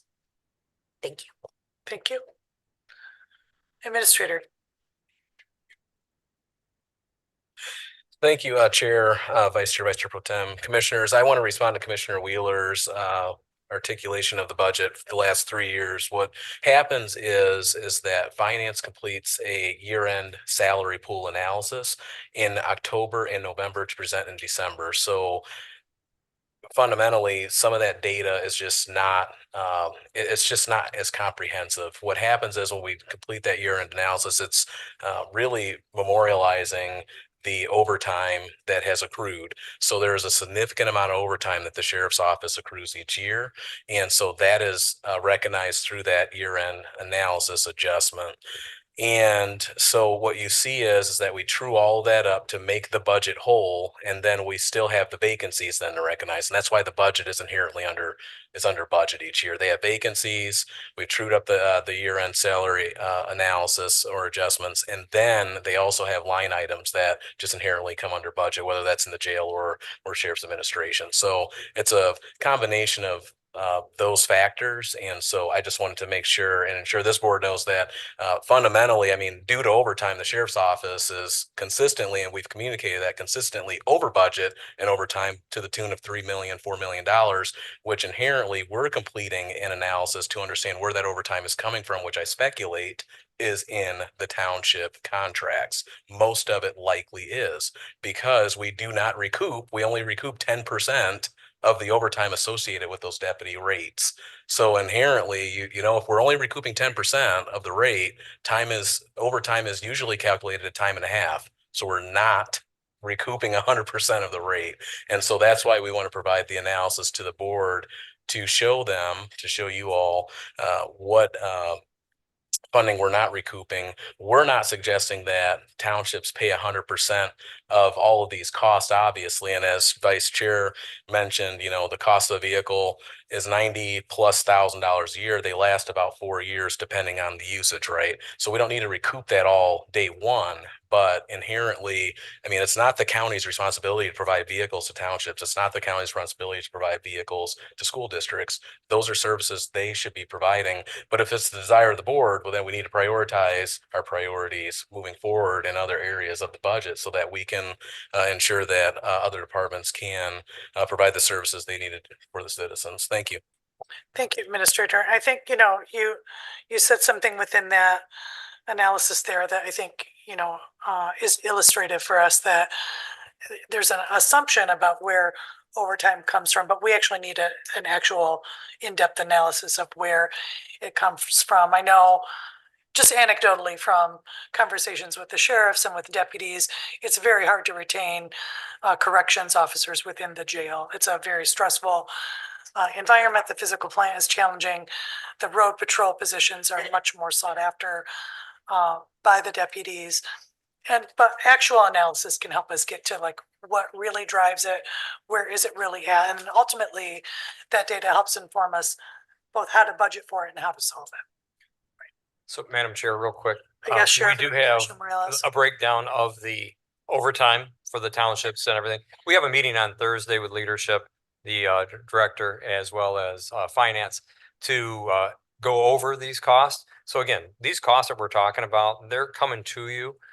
We've gone through and had to analyze things without having the best data tool available to us.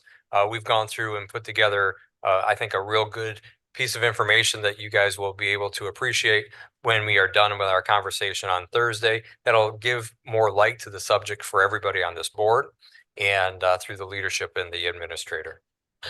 Thank you. And we just want to endeavor to make sure that we're keeping the board in conversation as we move forward through that process. So as you've shared, more analysis is occurring. We'll begin to process. We'll come back and share that information. I do have Commissioner Morales. I want to then move us forward past this discussion. We have other business to attend. He answered my question. I was gonna say, how can we pull it? Is it our HR department? I mean, yeah. Okay. Yeah, it's a work. Excellent. Thank you very much, everybody. Thank you, Sheriff. Thank you, Administrator, Commissioners. Good discussion and appreciated. All right. Let's go to first reading, request for approval of resolution authorizing the issuance of Act 185 financing bonds for Oshtemo Charter Township sanitary sewer system improvement in the amount not to exceed $15 million. We also have a first reading request for approval of a resolution authorizing the issuance of the 2026 capital improvement bonds, limited tax general obligation for the indoor sports facility project. So any questions or comments on those items? All right. Let's move us on now to item 6. We do have a closed session item. Commissioner Wheeler. Thank you, Chair. I move that the Board of Commissioners functioning as a committee of the whole go into closed session pursuant to section 8H of MCL 15.268, the Open Meetings Act, for the purpose of considering a written legal opinion concerning the Michigan Urban Corporation Act. Motion is made by Commissioner Wheeler, supported by Vice Chair Taylor. Is there any further discussion? Clerk, will you please call the roll? Commissioner Ray, Yes. Chair Strips, Yes. Vice Chair Taylor, Yes. Commissioner Wheeler, Yes. Commissioner DeLu. Yeah. Commissioner Gisler, Yes. Vice Chair Pro Tem Hepler, Yes. Commissioner Mazer, Yes. Commissioner Morales. Yes. 9 yes. Thank you. That motion carries. We will adjourn to closed session.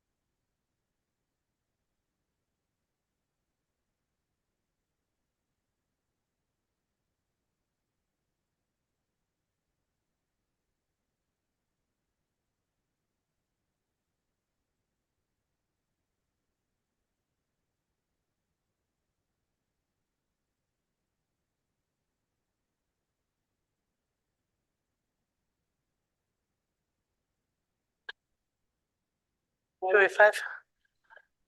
All right, there's a motion to come out of closed session from Vice Chair Pro Tem, supported by Vice Chair Taylor. Any further discussion? All those in favor signify by saying aye. Aye. Any opposed? That motion carries. Commissioner Wheeler. I make a motion to approve the closed session minutes. Motion's made by Commissioner Wheeler, supported by Vice Chair Pro Tem Hepler to approve our closed session minutes. Any further discussion? All those in favor signify by saying aye. Aye. Any opposed? That motion carries. With that, we are adjourned. We're going to reconvene in like 2 minutes, so we can always call recess. We'll convene if the commissioners would like.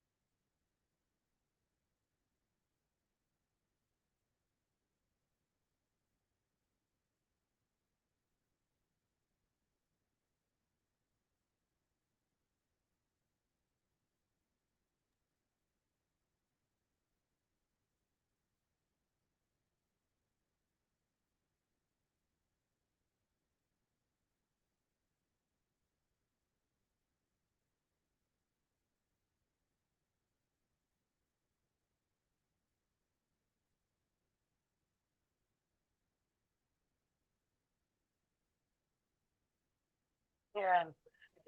I'll call us to order. I'm here. It is 6:30. Call to order the April 7th, 2026 Board of Commissioners meeting. Appreciate the community's patience. We've just been in long discussion. So at this time, we are going to recess for a 15-minute break for the commissioners. We will reconvene at 6:45 for the rest of the agenda. Until the call of the chair. Thank you.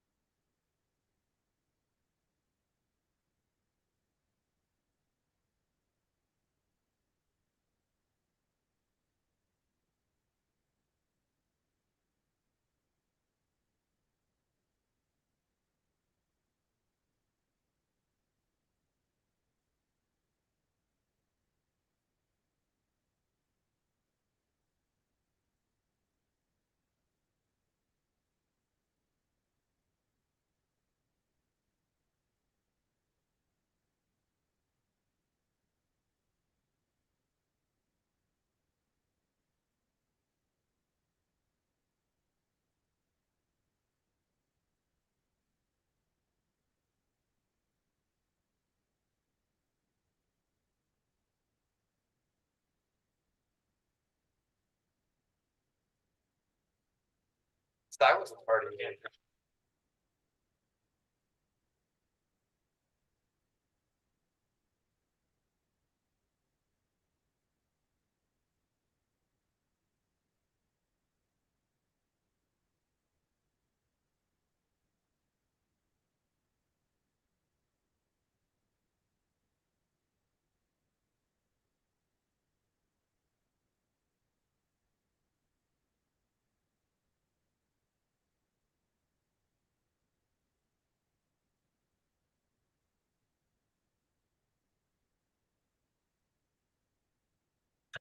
All right, let's reconvene from recess. I appreciate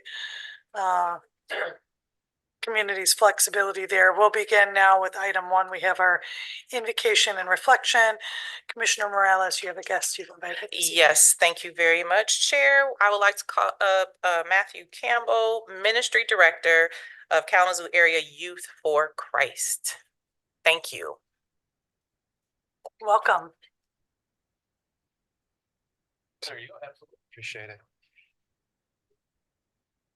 Good evening. On behalf of Kalamazoo Area Youth for Christ, it is my honor and privilege to get to be here. I wanted to quickly share, as I prayed, I was led to share a recognition, a request, and a reflection. As one who works with youth, I don't often get to talk about this scripture, but in Romans 13, it says, "Everyone must submit himself to the governing authorities, for there is no authority except that which God has established. The authorities that exist have been established by God. Consequently, he who rebels against the authority is rebelling against what God has instituted, and those who do so will bring judgment on themselves. For rulers hold no terror for those who do right, but for those who do wrong. Do you want to be free from the one in authority? Then do what is right, and he will commend you. For he is God's servant to do you good. For if you do wrong, be afraid, for he does not bear the sword for nothing. He is God's servant, an agent of wrath to bring punishment on the wrongdoer. Therefore, it is necessary to submit to the authorities, not only because of possible punishment, but also because of conscience. This is also why you pay taxes, for the authorities are God's servants who give their full time to governing. Give everyone what you owe him. If you owe taxes, pay taxes. If revenue, then revenue. If respect, then respect. If honor, then honor." I was called to recognize your service and to say thank you. I appreciate you serving this incredible county and this community, and may God bless you for your service. To reflect, I felt led to go to Matthew 5, where there are some blessings. And these are the people that I see in our community. Blessed are the poor in spirit, for theirs is the kingdom of heaven. And blessed are those who mourn, for they will be comforted. Blessed are the meek, for they will inherit the earth. Blessed are those who hunger and thirst for righteousness, for they will be filled. Blessed are the merciful, for they will be shown mercy. Blessed are the pure in heart, for they will see God. Blessed are the peacemakers, for they will be called sons of God. And blessed are those who are persecuted because of righteousness, for theirs is the kingdom of heaven. I reflect on this incredible place that we live and the people with whom we get to serve and live. And I say, thank you, Lord, for the blessings of being in this place and in this county. And lastly, I want to request of our Lord a prayer over this commission tonight. Lord Jesus, I thank you for the opportunity to live in this incredible county. I thank you for every man, woman, child who resides here and calls Kalamazoo County home. Lord, I thank you for each one of these leaders that you specifically have called to this place, Lord, to this time. Would you lead them in this meeting tonight to hear from you? And may they remember the people that they have been called to lead and to guide. I pray that your wisdom would fall upon them and that you would guide this meeting. Lord, that there would be unity, that there would be harmony. Lord, even as there are differences of opinion, would you bring your spirit to guide in what is best?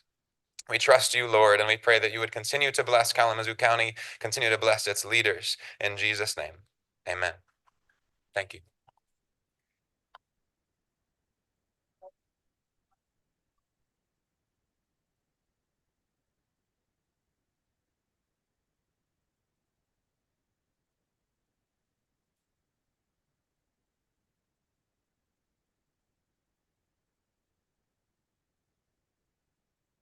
Thank you so much. Let's go to item 3, which is our roll call. Clerk?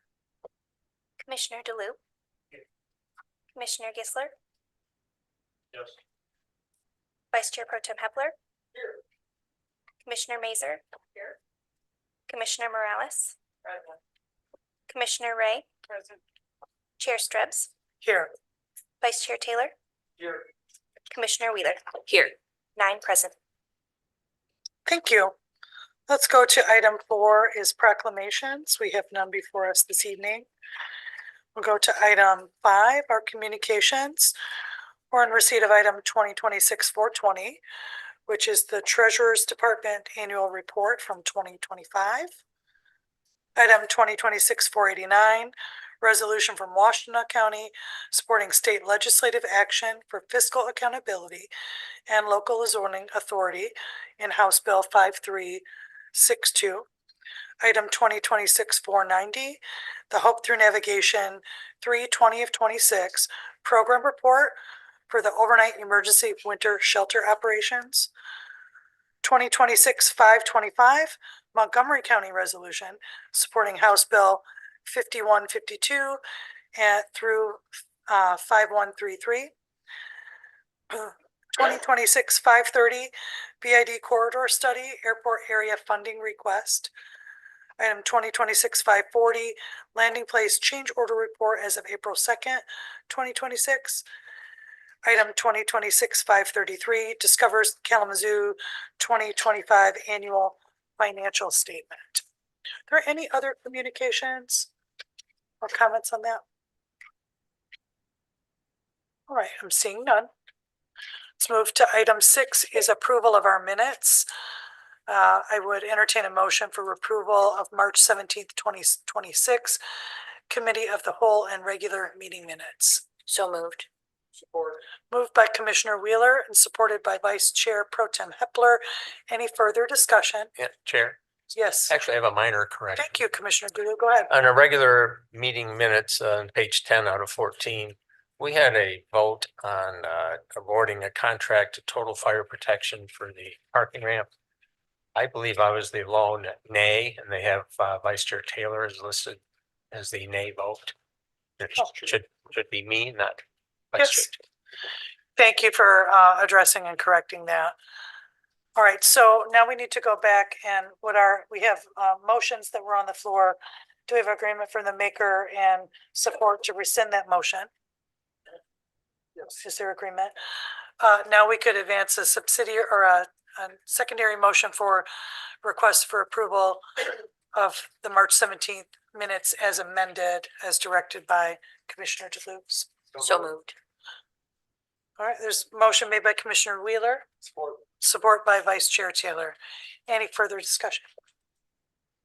All those in favor signify by saying aye. Aye. Any opposed? That motion carries. Let's go to item 7, approval of the agenda. Commissioner Gissler, you had an item that you wanted moved from the consent agenda. Yes, I did. It's the very first item. Will you turn on your mic? Yeah, the very first item on the consent agenda, number 2026-414. Okay. Commissioner Gissler has requested a request for approval of a resolution in support of local democracy be removed from the consent agenda. We will add that to our non-consent agenda. Are there any additional changes? Commissioner Ray? Thank you, Chair. I just have a question about 2 items. Excuse me, 2026-470, the resolution in support of House Bill 5152, 5153, and then also 2026-354, the request to approve the revised conflict of interest form. Neither of those items were on our agenda at our last meeting, so I'm wondering why they're here as opposed to us taking them up, like the conflict of interest at our next meeting, and then this one as well, because it wasn't on the agenda. Sorry that I did. My apologies. I didn't track. You went quickly there. Oh, sorry. 2026-470. Is resolution in support of House Bill 5152, 5153. Is that in under what section of the? It's under Board of Commissioners. Thank you so much. That helps me. And then the other item is on non-consent under new business. We discussed it at our 4 o'clock meeting. However, our process is normally we approve it at our next meeting. Yes. So would you like to request the conflict of interest be removed? You want to request both items be removed? Well, I'm just asking if we're following our process, then they both should be removed. Vice Chair. Yeah, the 51, 52, and 51, 53. I think we're on our communications at the last meeting, but we didn't have a discussion on it. I think that has to do with property fraud alert or something that they're doing at the state level. So I don't know really that much about it, but I know it was on our communications last time. The other one, the conflict of interest form, I do agree with Commissioner Ray on that. We probably should wait to the next meeting in order to follow our procedure. Yes, Administrator. Thank you, Chair, and Commissioner Ray. So the resolution in support of local democracy was on the committee of the whole first reading for March 17th. I just wanted to clarify that. That one was on our committee of the whole. The one that I'm asking about is right under it, the support for the House bill.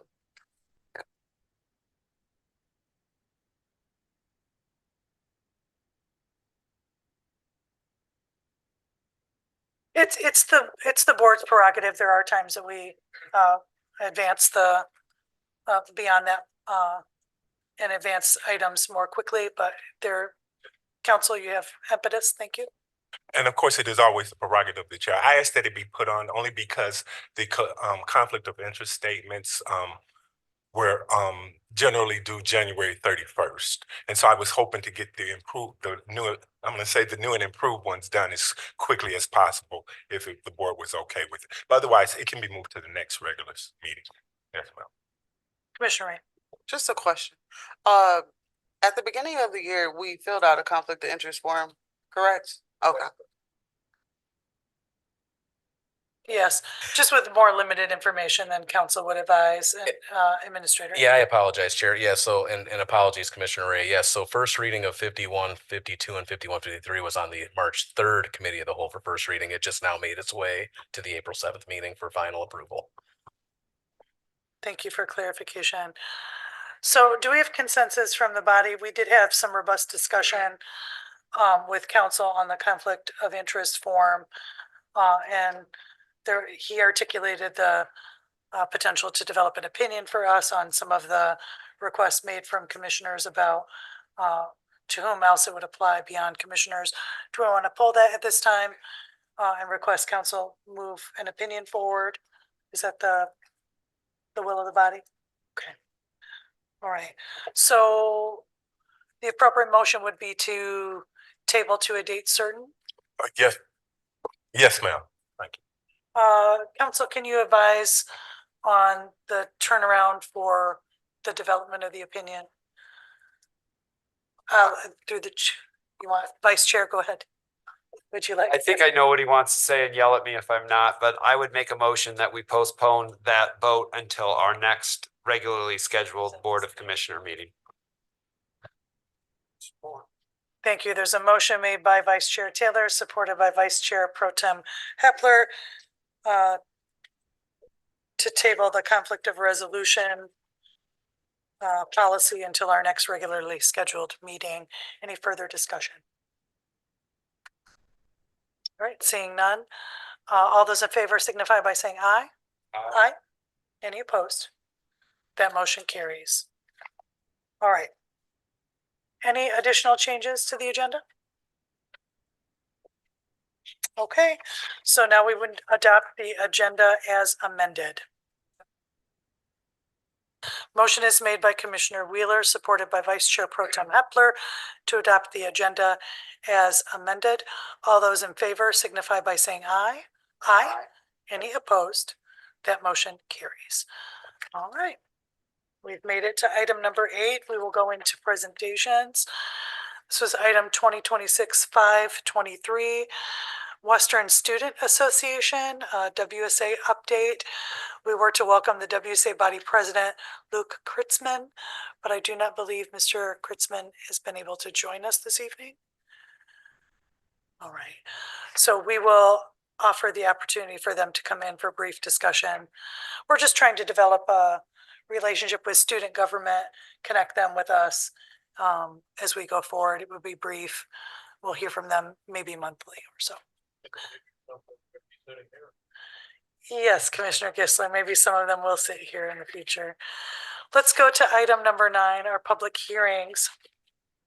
We have item 2026-445. This is a public hearing regarding proposed issuance of tax exempt capital improvement bonds and indoor youth sports facility. So we have a statement of the hearing officer to open the public hearing before the Kalamazoo County Commission regarding the issuance of capital improvement bonds. So pardon me while I read a bit to us. This is a public hearing being held pursuant to the provisions of section 147F of the Internal Revenue Code of 1986 as amended for the purpose of taking public comment concerning the issuance and sale of the county, sale by the county of Kalamazoo, herein referred to as county, of capital improvement bonds. The bonds are proposed to be issued in one or more series pursuant to a plan of financing in the aggregate principal amount not to exceed $45 million. Notice of this hearing was posted on the county's website on March 18th, 2026.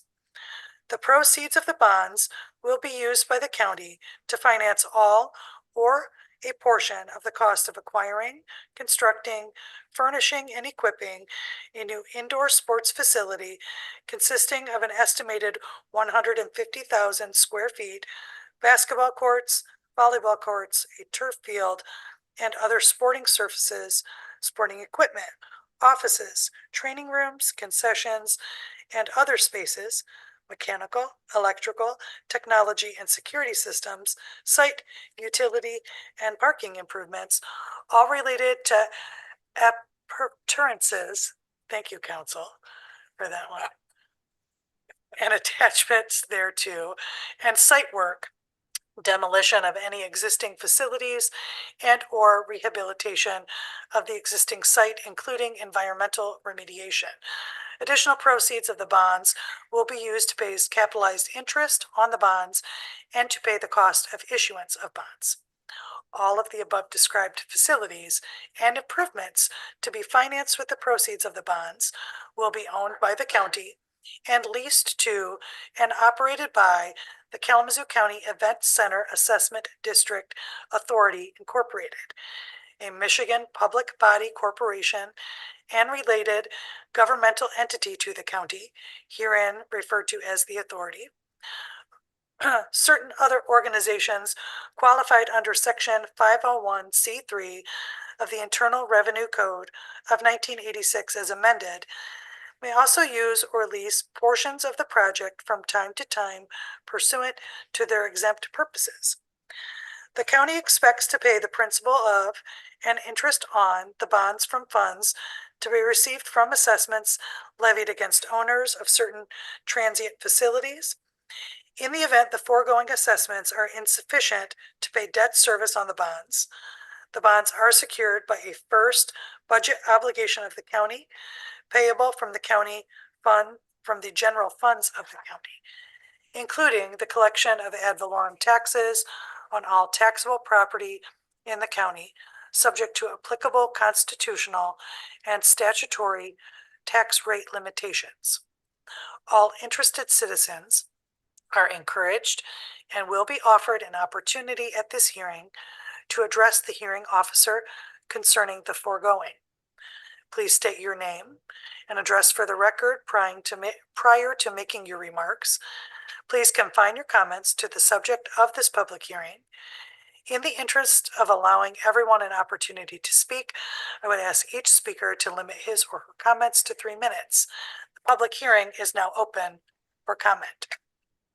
Do we have anyone wishing to speak on that?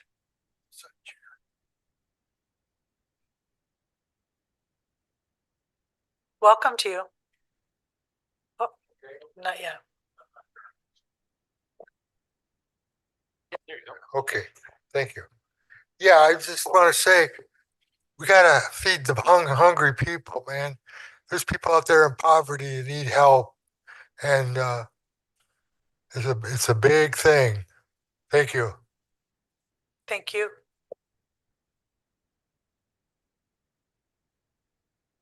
Do we have any other comments?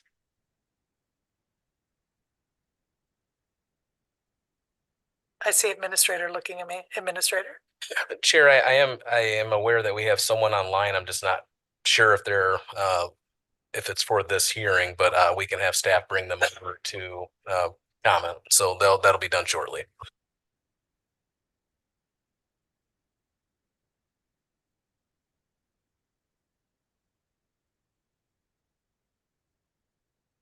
Hello. Can you hear me? Yes, I can. At this time, we are in a public Okay. hearing regarding bonds for the indoor sports facility. Is that what you wish to opine on right now, or are you just wishing to make general public comment? More general public comment. Okay, we're going to call on you in just a moment then for that opportunity, okay? Okay. Thank you for your patience. Thank you. Absolutely. Is there anyone else wishing to speak on the public hearing?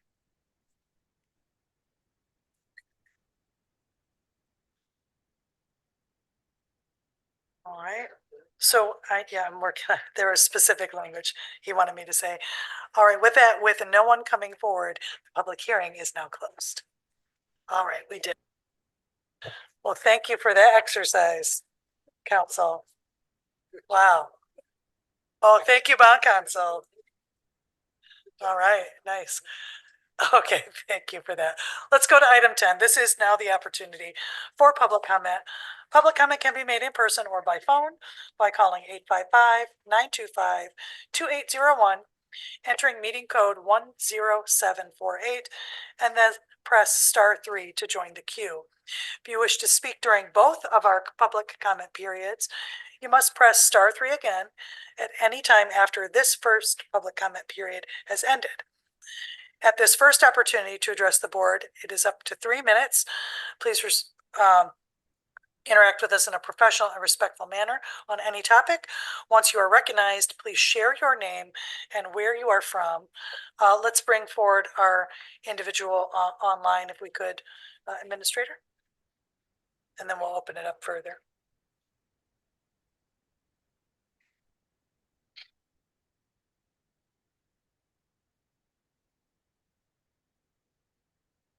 Hello.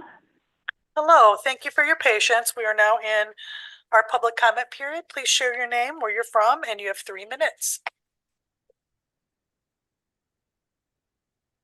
Are you able to hear me? Yes, I'm so sorry. Can you hear me? Yes. I just didn't know if I was chosen to go. Yes, you I'm are. Sherry Please. Opalka. Thank you. I'm Sherry Opalka, and I live in Kalamazoo, and I want to make a comment about, I'm calling it the Michigan version of the SAVE Act. I'm not exactly sure what it's listed as for the commission. So it has to do with the voting issues. So, and what I want to say is this ballot initiative has gained enough signatures to be on the ballot this fall, if enough pass the verification process. Firstly, this initiative would cost huge amounts of money because of the increased bureaucracy that would have to be established by our Secretary of State. Secondly, it would disenfranchise tens of thousands or more of voters who likely would not know that they don't have the documents it requires until they try to vote, and then many are unlikely to have time, money, or the will to undertake the burdensome effort to get those documents in time to allow their vote. And thirdly, and maybe most importantly, I have witnessed many times the way circulators of this petition have misled voters by giving them only a small piece of what the initiative actually says, and that small piece totally skewed the voters' understanding of what they were signing.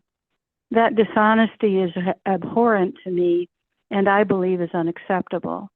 As a trained circulator myself for the Money Out of Politics initiative, I am very aware of how this process can and should be honestly done. My impression of the circulators that were employed for the Michigan version of the SAVE Act is that many of them didn't even really understand themselves what they were asking voters to sign, even though they were being paid to gather the signatures. And this is just one part of the many-pronged approach that is being advanced in our country now to use money and power to control the outcome of our free and fair elections so that a small elite minority can be in charge of our government. That is un-American, and I wish for us to call it out publicly. So please, I'm asking for a yes vote on the resolution that's proposed to oppose this ballot initiative. Thank you. Thank you very much. Is there anyone else online? Good. So we'll open to public comment here in chambers. Please welcome, share your name. You have up to 3 minutes. Good evening. My name is Doctail Stevens. I live in the Stewart neighborhood of Kalamazoo. I'm here today representing the Asylum Lake Preservation Association, also known as ALPA. We wish to express our support for Kalamazoo County assuming ownership and management of the Asylum Lake Preserve from Western Michigan University. We are a grassroots community organization that since 1990 has been protecting this parcel of land. And we were also had a voting seat on the Asylum Lake Policy and Management Council since its inception in 2004. Because of this role, ALPA has had an intimate understanding of what it takes to maintain and protect this important natural landscape. ALPA has now engaged with Kalamazoo County Parks, WMU, and the Asylum Lake Policy and Management Council regarding the proposed transfer. We are grateful to County Parks Director David Rakovich and county administrators for answering ALPA's questions and addressing our concerns in detail. ALPA believes Kalamazoo County Parks intends to be a protective steward of the preserve. We approve of the county taking over ownership and management of the preserve.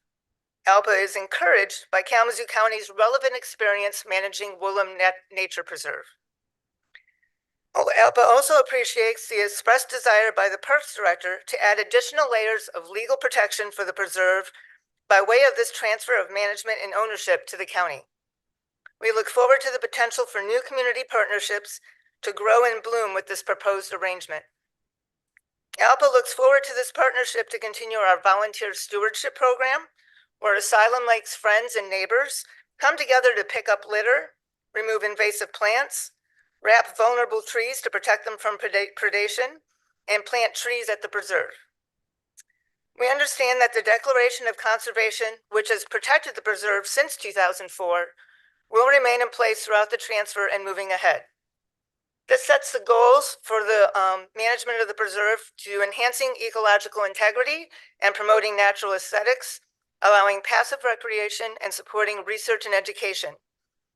ALPA is hopeful that through community partnerships and utilizing the management plan, Kalamazoo County Parks will be able to continue achieving these goals at Asylum Lake Preserve. We ask that when this comes before the county board for a vote that you support the transfer. Thank you. Thank you.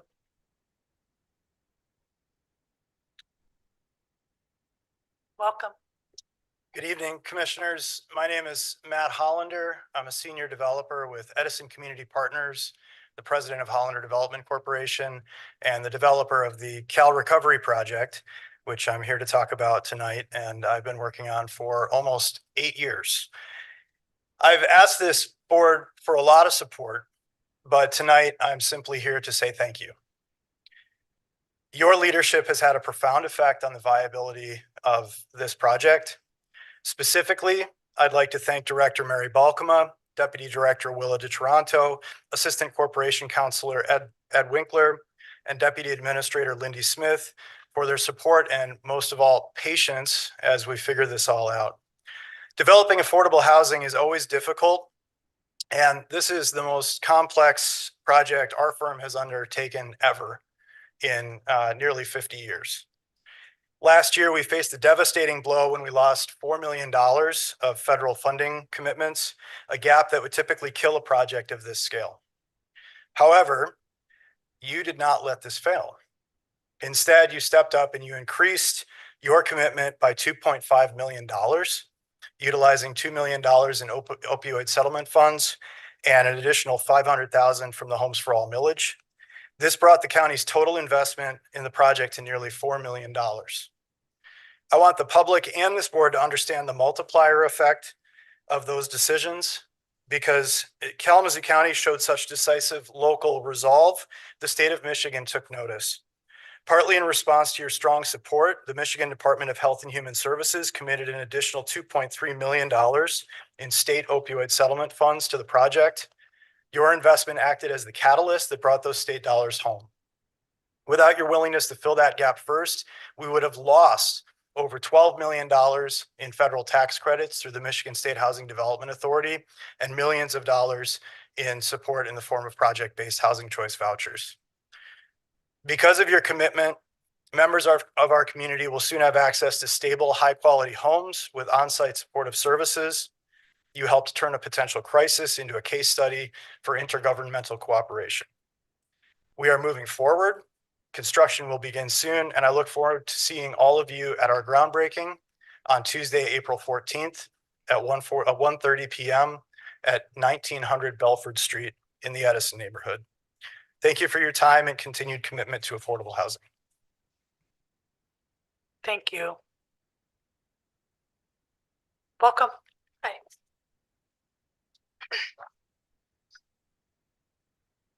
Good afternoon, Commissioners. My name is Emily Britton, and I serve as Public Policy Manager caring for victims of abuse and violence at YWCA Kalamazoo. For more than 140 years, YWCA Kalamazoo has worked to uplift, empower, and safeguard the rights of the most vulnerable individuals in our community. Today, unfortunately, many of these rights are under attack. In one of the most important election years in history, some are working to strip community members of their most sacred civic right, the right to vote. On behalf of YWCA Kalamazoo, I am here to urge this body to pass a resolution opposing unnecessary barriers to voting, including the proposed ballot initiative that would impose documentary proof of citizenship requirements for Michigan voters. This initiative creates unnecessary barriers to voting, especially for survivors of domestic violence, working families, and low-income residents.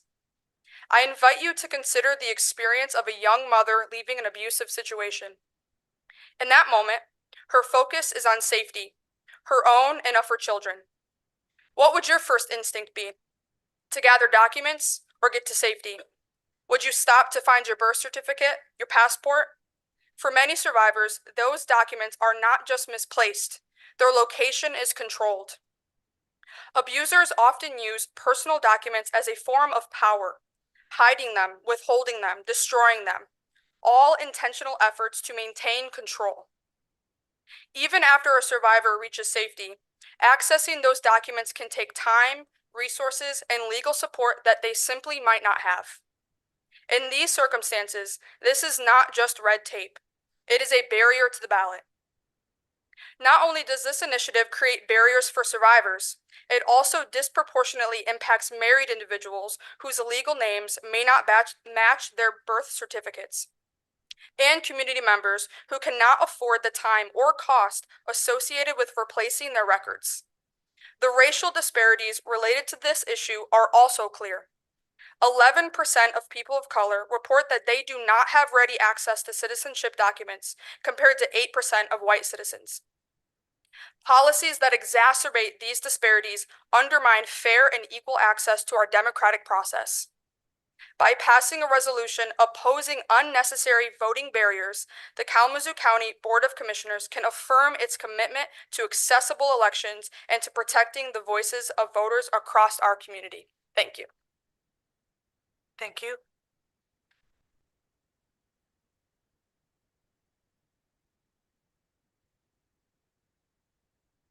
Welcome. Good evening. My name is Mariah Bryant. I'm the Director of Programs with Voters Not Politicians. I live in the Edison neighborhood in Kalamazoo. I'm here today asking you to vote yes on item 2026-414, resolution in support of local democracy, which opposes the ballot initiative known as Americans for Citizen Voting and all similar documentary proof of citizenship mandates.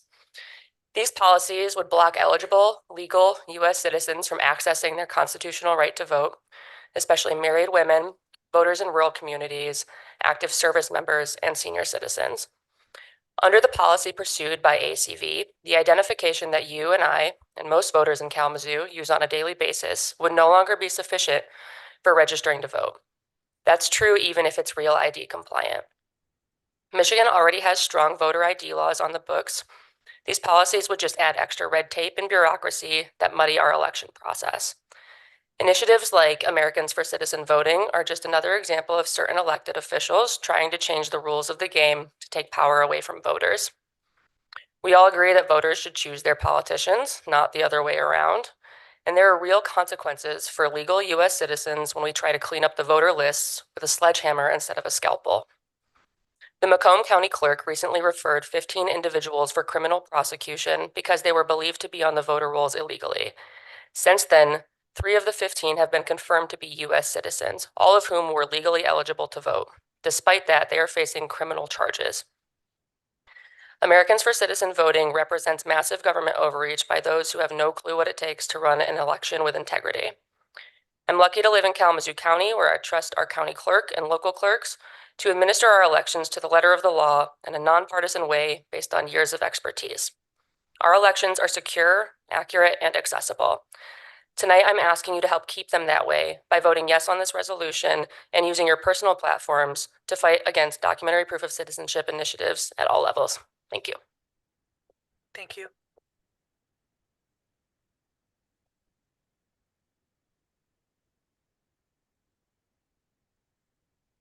Welcome.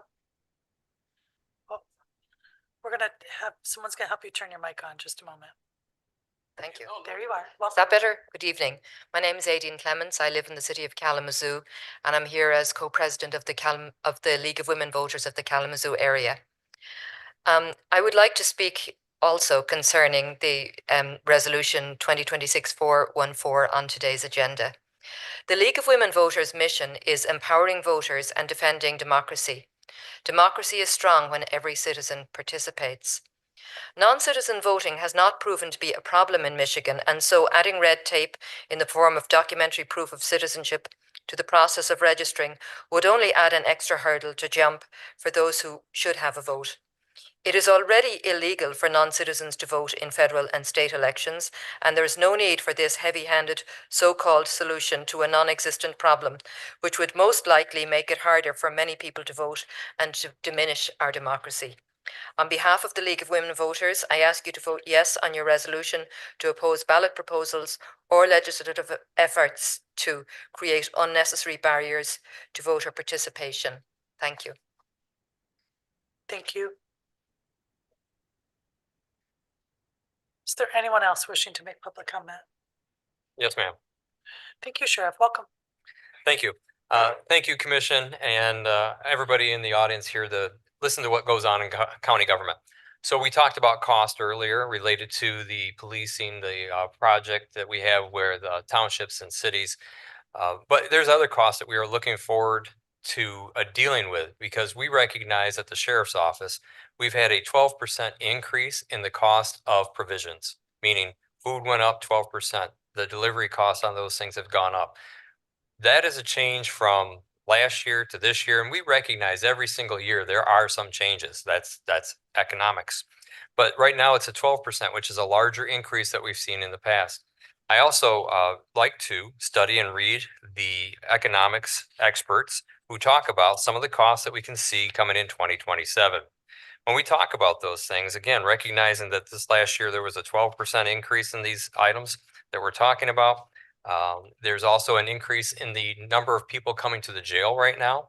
We today served 1,200 meals at the Kalamazoo County Jail, and you wouldn't have known that just being in the jail because it's so smooth of an operation where those meals go out to everybody involved. So when I talk about these things, one of my concerns is the predictions I'm seeing due to many things. Of course, due to the current immigration policies in the United States, due to the current war that we're involved in the United States, as well as pointing out to you guys that 17 and a half years as sheriff, we've been at war every single year. And so when we look at these costs and the increases that we have to face, we have to make sure we're taking care of local, right? And so locally, I talk to you guys about these costs that we are talking about. The number of people in the jail generally doesn't go down. It goes up a little bit every year for whatever reasons. So I'm predicting those numbers will continue to rise. And I'm also predicting that the cost to these things will also rise. We're seeing it already in the cost of groceries that we use to serve the inmate population at the facility. And that is on an upward trajectory. All kinds of things related. There's no one thing that we can point to, but I want everybody to understand that until, in my opinion, Congress steps up and starts addressing things as part of the three-legged stool, these things are going to be more difficult and the costs are going to go up. So again, I want you guys to know that I'm forecasting these types of increases. So when we go into budget talks, you'll have a feel for what I'm going to be talking about and the increases that we are seeing and that we are concerned for. Thank you very much. Thank you. Any further public comment? All right. Seeing none, let's go to item 11, approval of the consent agenda. Chair, if I may. Thank you. I move that the consent agenda items be voted on at one time by a roll call vote and be considered as a consent agenda by the board. Motion is made by Commissioner Wheeler and supported by Vice Chair Taylor. Is there any further discussion? Clerk, will you please call the roll? Vice Chair Taylor, Yes. Commissioner Wheeler, Yes. Commissioner DeLu, Yes. Commissioner Gisler, Yes. Vice Chair Pro Tem Hepler, Yes. Commissioner Mazer, Yes. Commissioner Morales, Yes. Commissioner Ray, Yes. Chair Strips. Yes. 9 yes. That motion carries. Thank you. All right, we're going to move next to item 12, our unfinished business and general orders. We have none. We'll move to item 13, which is our new business, non-consent items. The first listed item has been removed to our next regular meeting. So we will next take up item 2026-248. This is a request for reallocation of the 2023 CIP funding. Try to get my packet materials back open. Administrator, can you orient us to the request, please? Yes, I may, and I see Under Sheriff is also available Yes. to answer follow-up questions. Thank So before you is a request from the Sheriff's Office to reallocate previously approved 2023 CIP dollars in the amount of $30,000. And by way of background, these funds were originally allocated for a jail inmate program project intended to upgrade the inmate educational television system. However, after further due diligence of the office and with vendors and contractors, it was determined the project would require significant electrical upgrades due to the age and configuration of the jail facility. Those additional costs exceeded the available funding, rendering the project infeasible at this time. Rather than allow the funds to remain idle, the Sheriff's Office is proposing to repurpose them toward operational improvements that are both actionable and impactful. Specifically, this reallocation would support two targeted enhancements. The first one being the installation of a one-way noise-reducing window film in the jail receiving and inmate transport areas at the Pratt Justice Center. And then the second is the purchase and implementation of a key cafe system to securely manage and track agency fleet keys. From an operational standpoint, these improvements address real and observed challenges within the facility. The area is currently designed as an open concept environment that produces elevated noise levels. This has had direct impact on staff's ability to communicate effectively, process individuals efficiently, and maintain a controlled environment. The proposed window film solution has been tested in comparable facilities, including Isabella County, where it has demonstrated measurable improvements in noise reduction and overall functionality. And then additionally, the key cafe system introduces a modern, accountable approach to fleet key management, enhancing security and operational efficiency. So from a fiscal perspective, this is not a request for new funding, but rather a strategic reallocation of CIP dollars to ensure they are deployed in a manner that delivers tangible value to both staff and operations.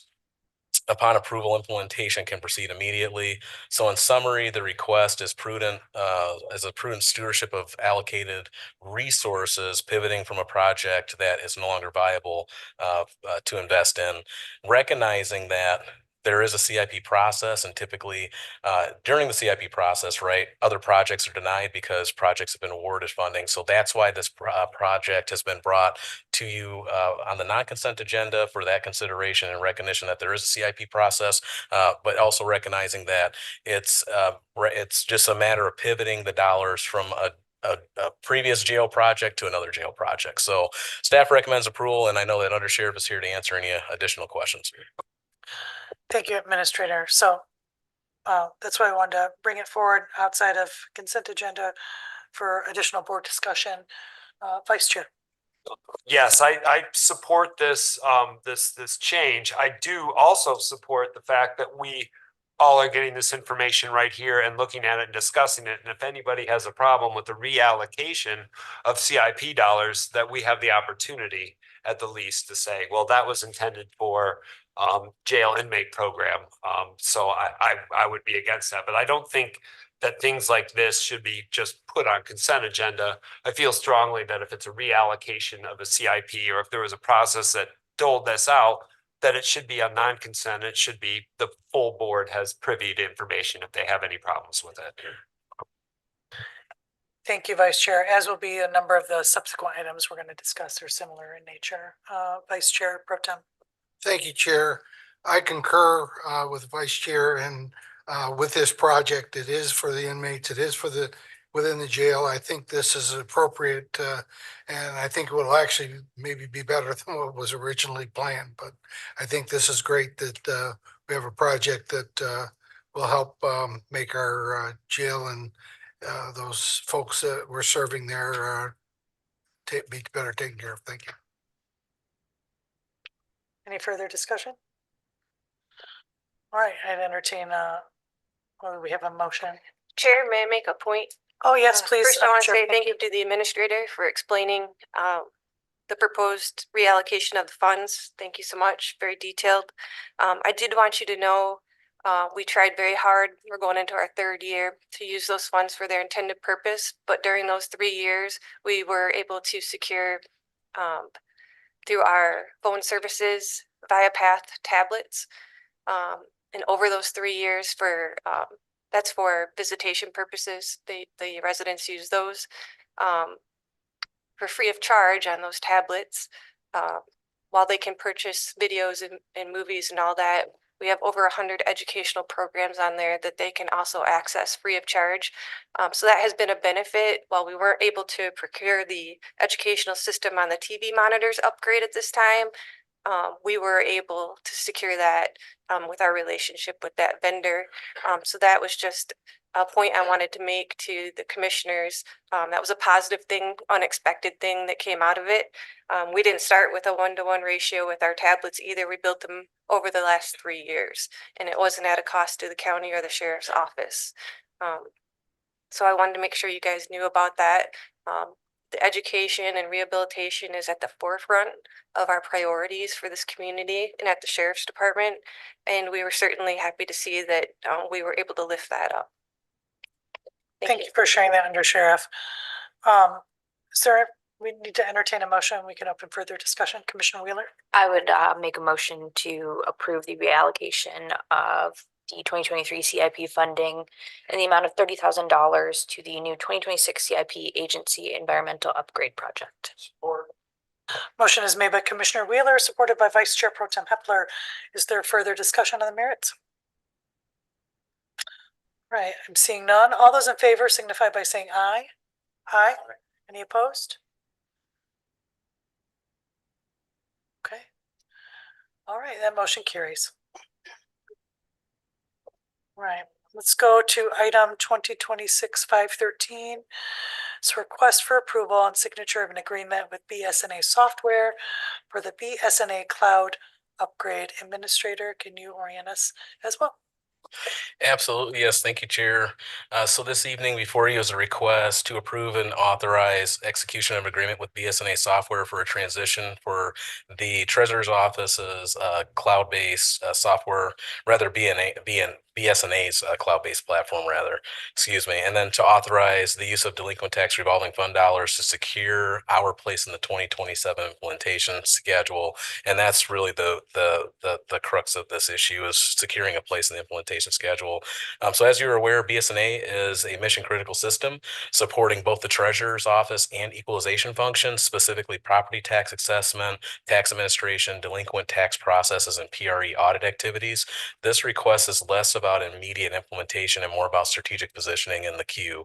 So BSNA has provided the county with a cost estimate totaling approximately $170,695 $170,695 rather, excuse me. And then this includes the annual cloud subscription, implementation and training, project management, and post-go live support. So however, what is in front of you today is not approval of the full project costs. Instead, the immediate action is to authorize a deposit of $17,850 to secure Kalamazoo County's place in the BSNA 2027 implementation schedule. The deposit would be funded through the delinquent tax revolving fund as agreed to by the Treasurer's Office. The remaining costs, both the implementation and ongoing subscription, will be brought back to the board as a future funding request in advance of the 2027 budget rollout. So you'll see a new funding request for that. From an operational and technology standpoint, this transition aligns with the broader objectives of modernizing the core systems, improving system accessibility, and reducing reliance on on-premise infrastructure. It also positions the county to take advantage of ongoing vendor-supported updates, security enhancements, and scalability inherent in the cloud-based solutions. From a timing perspective, securing a place in the vendor's implementation schedule is highly critical. Delaying action could result in significantly later implementation window, which would prolong reliance on legacy systems and potentially increase future costs. So in summary, what this request is relatively modest upfront investment to ensure we maintain strategic momentum in modernizing our enterprise system while preserving the board's ability to evaluate and approve the full project costs at a later date. That's all I have for you. Thank you, Administrator. To clarify, the new funding request will come to us before the next budget process or in concert with the next? Yeah, and thank you. Yeah, I sort of missed the vote on that one. And it'll be in concert with the 2027 budget process. Thank So you. it'll be in the form of a new funding request. Thank you. Yes. That's what I thought. I just wanted to clarify. Vice Chair Pro Tem. Thank you, Chair. That was kind of my question too. Is it going to be this year or next year? And is it already funded at this point in time? So that's a great question, Chair, if I may. Thank you, Vice Chair Pro Tem. So the system is funded, but it's an on-premise solution. So this would transition us to a cloud-based system. And so in order to transition that, we're seeking approval to leverage some DTRF funding to secure our place in the 2027 implementation. And that's kind of the crux of the issue, is securing the place in that implementation schedule, because there are a lot of governments in the state of Michigan that are also transitioning to the cloud-based system. So Thank you. And we're going through non-consent because it sort of ties us into needing to commit to future funding. Vice Chair.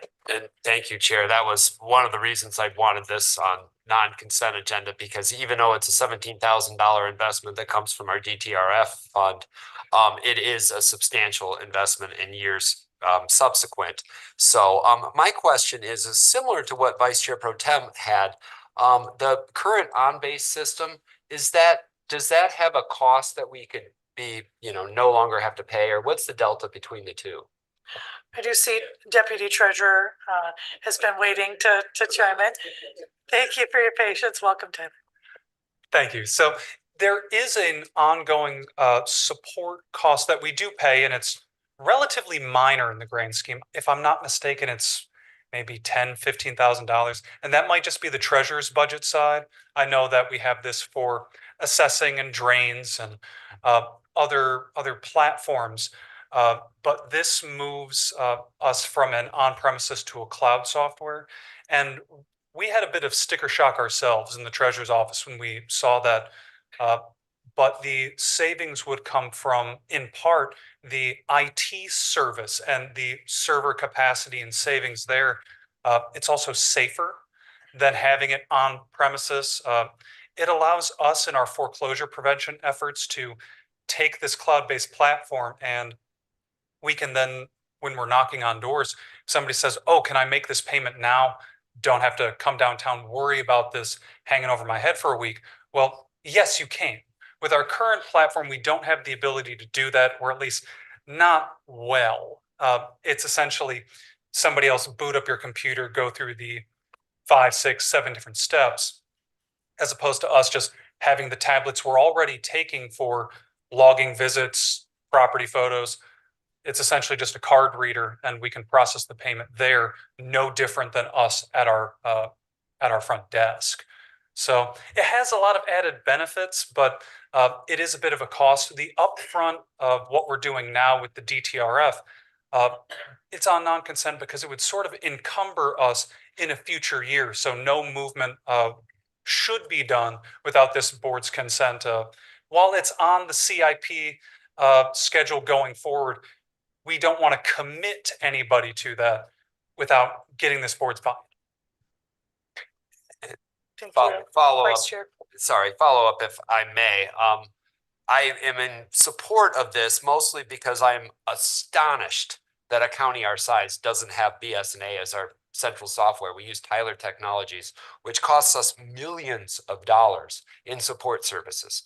The faster we can get out of that, the better off we as an we as a county will be. So I am in complete support of BSNA. To this day, I have no idea how we got involved in the contract that we did and the amount of money that we're paying for training and support services for a product that is inferior. Just to clarify something, though, this is upgrading our existing delinquent tax software, our tax software, the principal residence exemption audit, or the PREA platform assessing. This doesn't change anything over with Tyler Technologies. We already have BSNA for our delinquent tax, managing all of that. And so all of what we're going to be doing is upgrading our existing platform. This doesn't change over anything with the ERP side. Now, if that came down the pipe, perhaps this helps with implementation or savings, but that's not something that's part of this request. Okay, I would just say that the more that we can move into a BSNA system, I think the better off we would be as a county. Commissioner Gisler. Thank you, Chair. Excuse me. Does this mean that you will be able to not have any longer a backup at a different physical location, that it can be backed up in the cloud? And right now, I'm sure, we must have all that data somewhere, that if somebody hits the elevators with a car and it happens to damage, the servers, you've got it stationed somewhere else, and you can back it up and be downloaded and ready to do business quickly. That'll be eliminated. That's a cost. Yes, sir, that's correct. Council knocking on wood there is very much the right thing. We hope that anything like that wouldn't happen, where we lose all of what we've got saved on the county's servers. So all of this is currently, it's essentially just a big desktop program with our own servers saved in-house. And some of that data goes back to at least stuff that I've actively used, maybe 2013. But we have tax roll data, that I've also used going back to like 1982. So having this on a cloud-based platform would help us with fear of loss, right? We've got it backed up in multiple places. It's not on premises. We save money that way. So there are added benefits like that. God willing, we don't have any cars hitting the servers, because then we might have bigger problems, but that won't be an issue. The servers aren't in the lobby, right? I hope. Are there any other questions for commissioners?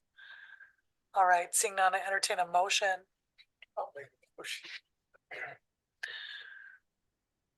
There is a motion from Vice Chair Pro Tem to request approval and signature agreement with BSNA software for BSNA cloud upgrade. Support from Commissioner Morales. Any further discussion? All those in favor signify by saying aye. Aye. Aye. Any opposed?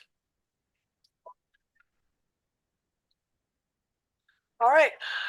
Our next one is request for approval and signature of a contract with Axon for Justice Premier Plus. Madam Chair, I'm sorry, yes, counsel? you have to call the vote. Oh, I'm so, Thank you. Yeah, what did motion passes. Oh, I forgot to say the motion Yes, carries. thank you. Thank you, council. That motion carries.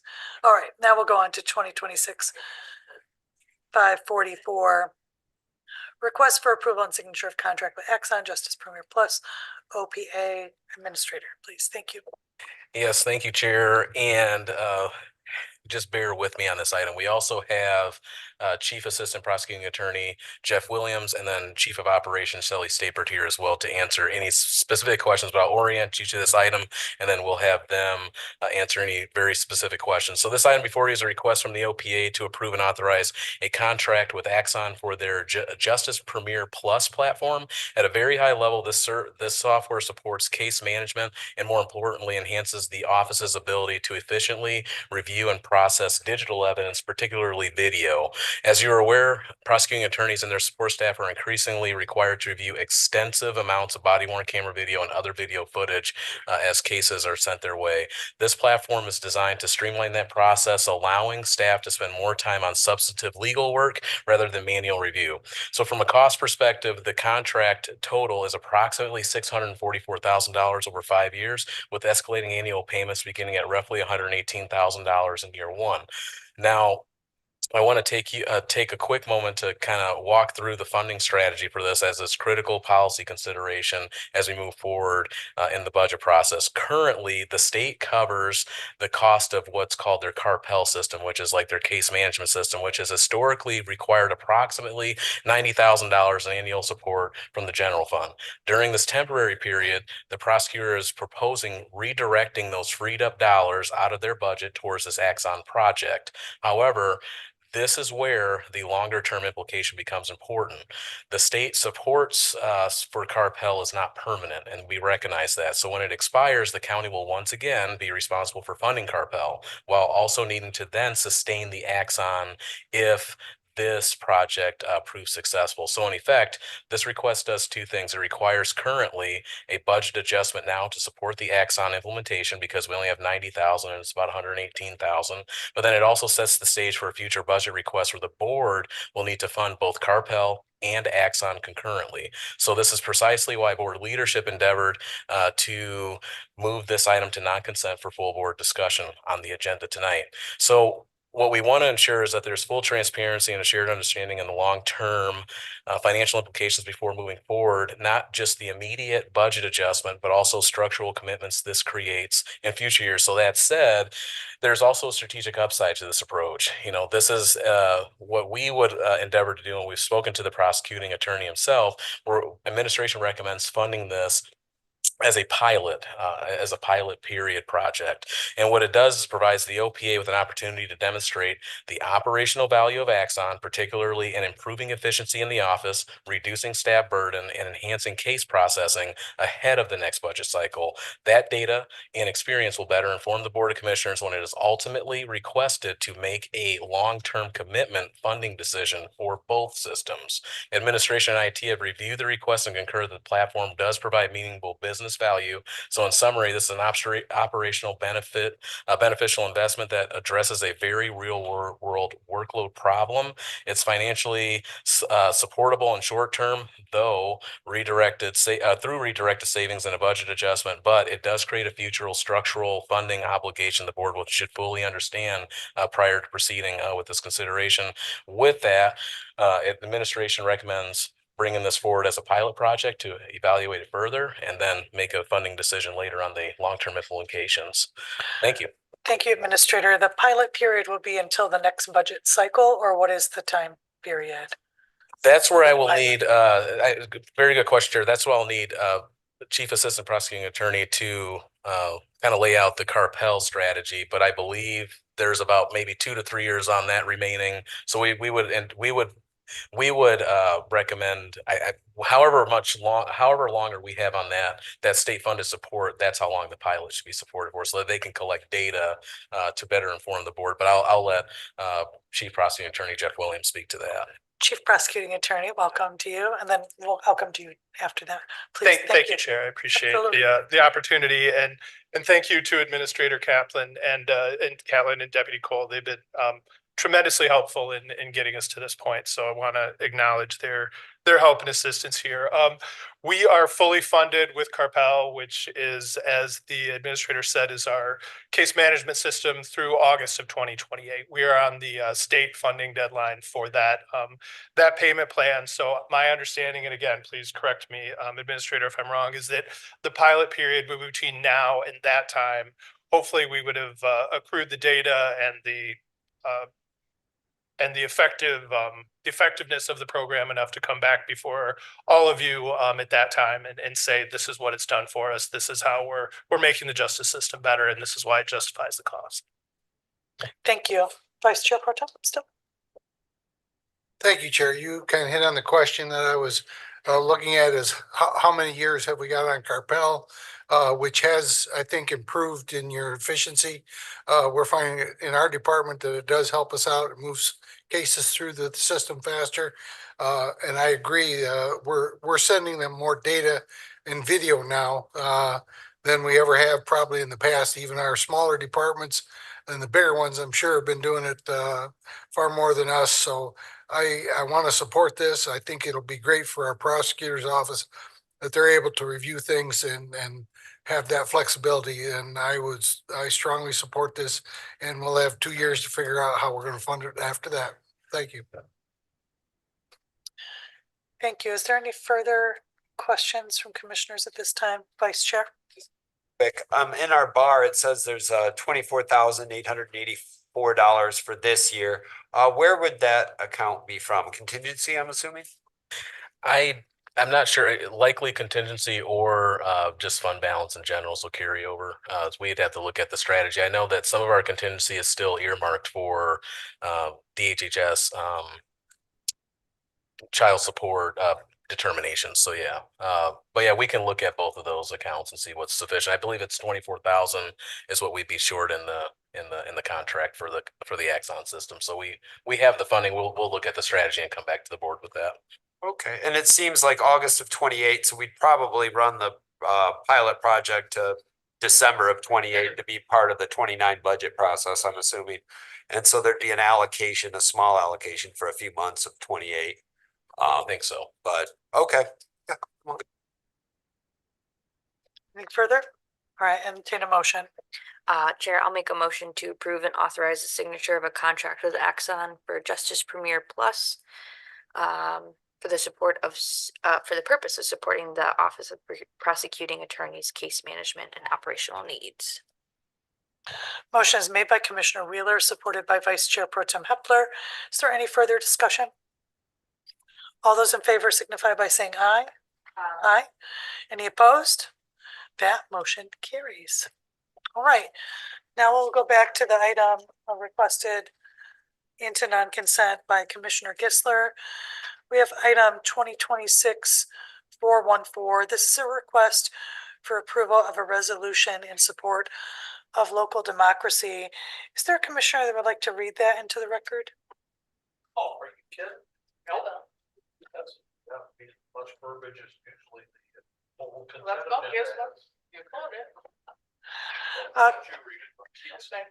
Commissioner Wheeler has offered to do so. Thank you, Commissioner. Of course. Resolution 2026-414, a resolution opposing ballot proposals that would impose documentary proof of citizenship requirements and create barriers to voting in Michigan. Whereas the right to vote is fundamental to our democracy, and the state of Michigan has a strong history of protecting that right while ensuring elections are secure, fair, and accessible for more than 7 million active registered voters. And whereas Michigan voters overwhelmingly approved pro-voter constitutional and statutory reforms in 2018 and 2020, expanding access to same-day voter registration, no excuse absentee voting, and in-person early voting. And whereas Michigan's election system has received national recognition for its integrity and accessibility, earning an A+ grade in the Institution for Responsive Government's Election Progress Report in both 2023 and 2024. And whereas state and federal law already prohibit non-residents from voting in Michigan elections, and existing safeguards ensure the security, integrity of the voter registration and election process. And whereas an out-of-state special interest group is currently circulating a ballot proposal that would impose documentary proof of citizenship requirements, including requiring voters to present a birth certificate, passport, or other documents that residents often face difficulty accessing, such as a tribal or military identification cards to prove their citizenship. And whereas research indicates that nearly 700,000 Michiganders do not possess or do not have easy access to the documents that would be required under these proposals, with disproportionate impacts on married women, people living in rural communities, young people, low-income individuals, transgender individuals, people with disabilities, and older adults. And now therefore be it resolved that the Kalamazoo County Board of Commissioners hereby opposes any ballot proposal or legislative effort that would impose documentary proof of citizenship requirements or otherwise create unnecessary barriers to voter registration and participation for eligible Michigan voters. We affirm our support for Michigan's existing election laws and constitutional provisions that have made the state a national leader in fair, secure, and accessible elections. And now be it further resolved that the Kalamazoo County Board of Commissioners calls on state leaders to reject policies driven by out-of-state interests that would undermine voter access and instead to protect the right to vote for all eligible Michiganders. We encourage voters to exercise care and seek full information about the potential consequences of ballot initiatives that would impose documentary proof of citizenship requirements prior to signing any petition or supporting such measures. And now be it finally resolved that the County Clerk's Office provide a copy of this resolution to Governor Gretchen Whitmer, the Michigan Secretary of State, the county's local municipal clerks, and the county delegations of both the Michigan State House and Senate. Move. Do we have support? Motion is made by Commissioner Wheeler and supported by Commissioner Ray. Let's open for discussion. Commissioner Wheeler.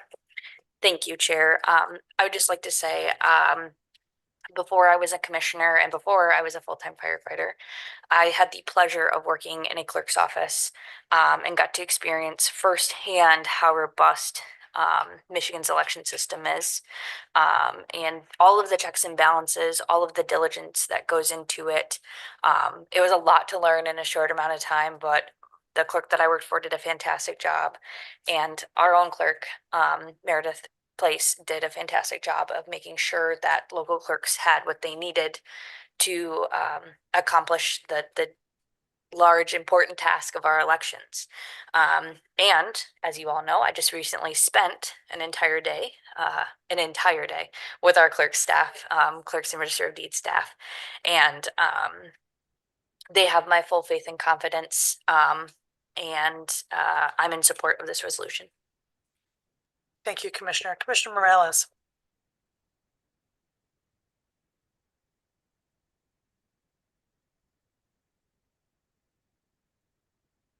Oh, okay.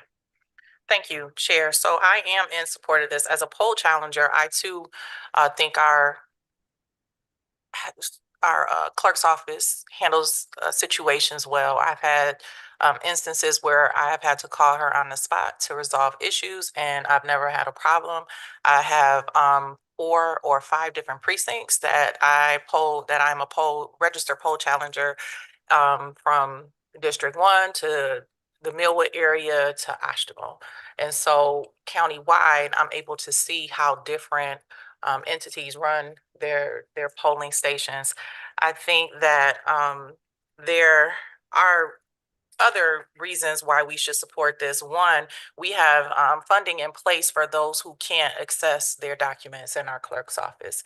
I would support that we remove some of those challenges. I think it's some documentation they may need, and I think clerk is here and they can correct me on that. But we do have funding to assist folks. So however this goes, we need to be ready to mobilize. We all know that this is, for the disenfranchisement of minorities, women, and those who don't have these documents accessible. We heard from our caller, Sherry, which I support, and Miss Emily from the YWCA, giving us statistics on the folks that would be impacted, as specifically as women. When I think of folks who've been married a couple times, or folks that have just traveled from I'm from a different state. So for me, I can't go to the clerk's office and get my birth certificate. I have to make that call. Luckily, we can do it online, but I used to have to request that, or when I went to Connecticut, get those things. And even now, it's not easy for me to get on a plane in New York and drive to Connecticut to obtain my documents. So again, I am in support of this. And you know, I'm praying with the rest of the nation that this SAVE Act does not go through. Thank you. Thank you. Vice Chair Pro Tem. Thank you, Chair. I agree. We don't want to have barriers, and I think the county is blessed to have a great clerk like we have to administer our elections and work with the many other clerks across our county. But I find it, you know, it says in there, it's against the law to vote if you're not a thing. It's against the law to speed out there, but we still have people speeding. We still have people crashing.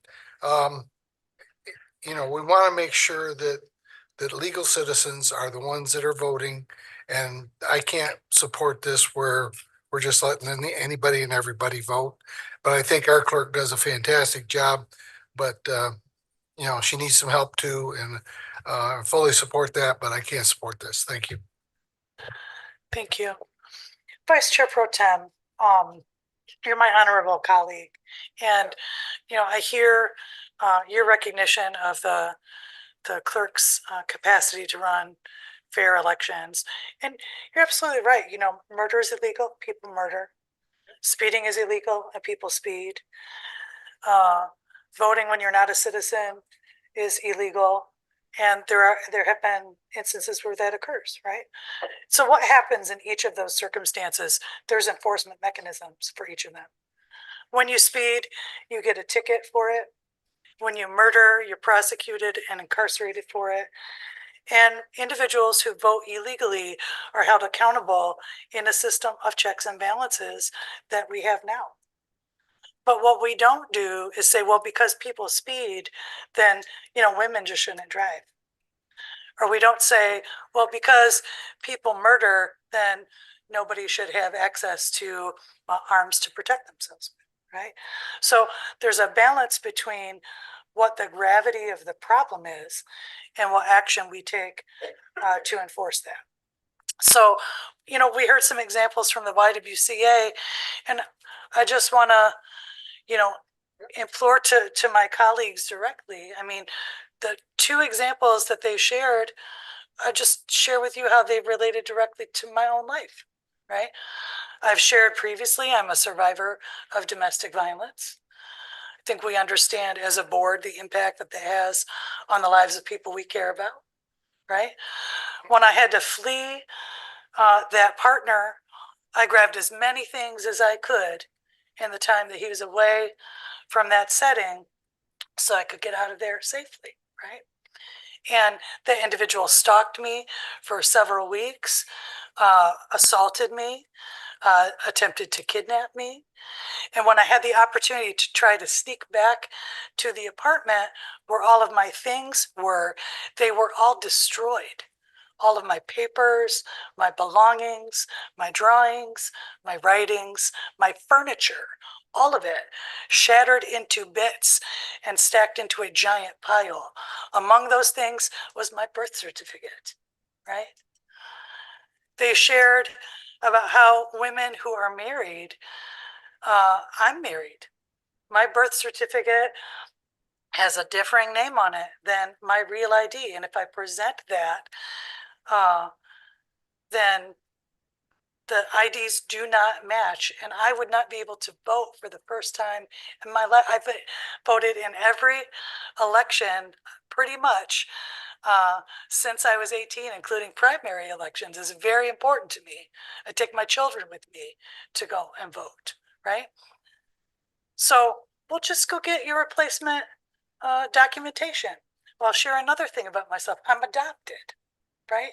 And so in order for me to get a birth certificate, I was born in Kalamazoo County, right here where I live. I should be able to go right down to the clerk's office, just go get it. I can't do that to get my birth certificate. In order to get that on my closed adoption that occurred in the 70s, I had to take a day off of work and drive to Lansing, Michigan, where I sat in a lobby for 7.5 hours while the workers had to go back into the archives, blow the dust off of the old books because I'm an old lady these days, and dig through all of those records to retrieve for me an updated official document of my birth certificate, beyond the cost of needing the car to get there, the time off to get there. And thank goodness my child was old enough to be in school, or I would have lugged my infant with me there. All of that should be imposed on a legal voter for the few people that violate the law and who are held accountable for it. What we have at stake is our democracy. Our democracy is at stake when we disenfranchise people's right to vote. And we can stand against that here. I certainly will. I implore my colleagues to do the same thing. It's the right thing to do. We can solve the problems otherwise through the mechanisms we have without disenfranchising people from the right to vote. Thank you. That's from Commissioner Gisler. Thank you, Chair. I sympathize with your situation, but that is nevertheless an anecdote. You're one person. And, you know, I salute you for doing what you had to do to vote. Many of the people that talked tonight are dealing with what I consider anecdotal information. I will say I don't have any question about the integrity of elections in Kalamazoo County. I share the comments that have been made about our clerk. She's fantastic. And, you know, I take my hat off to her for keeping things, at least locally, all squared away.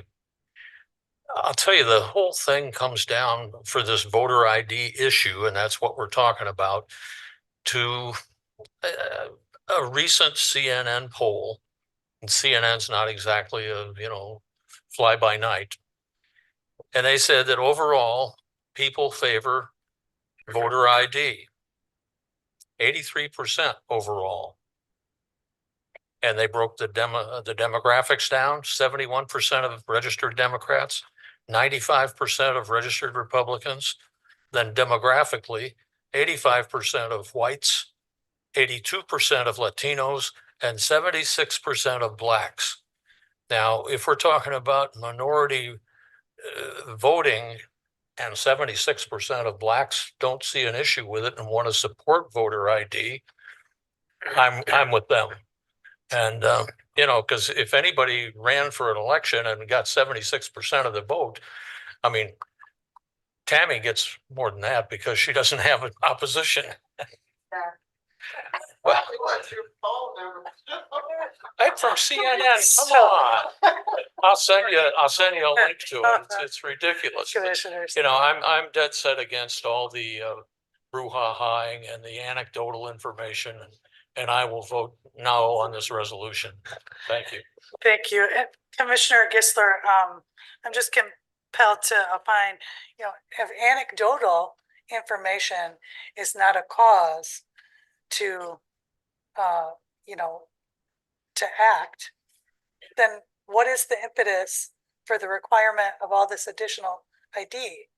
Those are anecdotal circumstances. 83% of most. I'm speaking, but I'll recognize you if you'd like to opine. Further, what the question is asked in the poll is if people favor voter ID. And we have voter ID right now. I just cleaned out my wallet, so I don't have it currently in my wallet, but you have a voter ID already. So the number that people prefer voter ID, that's already required within the law, that differs from extensive documentary proof of citizenship, which is onerous to the franchise. Would you like to, you want to be recognized further? I'm not going into it any deeper than I already have because I don't have the experience you have personally. and voter ID, whatever it's defined as, sounds good to me. And I will definitely vote against the resolution to go on record saying Kalamazoo County does not like voter ID. Thank you. And I would encourage, excuse me, I'm sorry. And I really hold it as much to make that statement as I will to have everybody here. You can't just say, I vote on the consent agenda.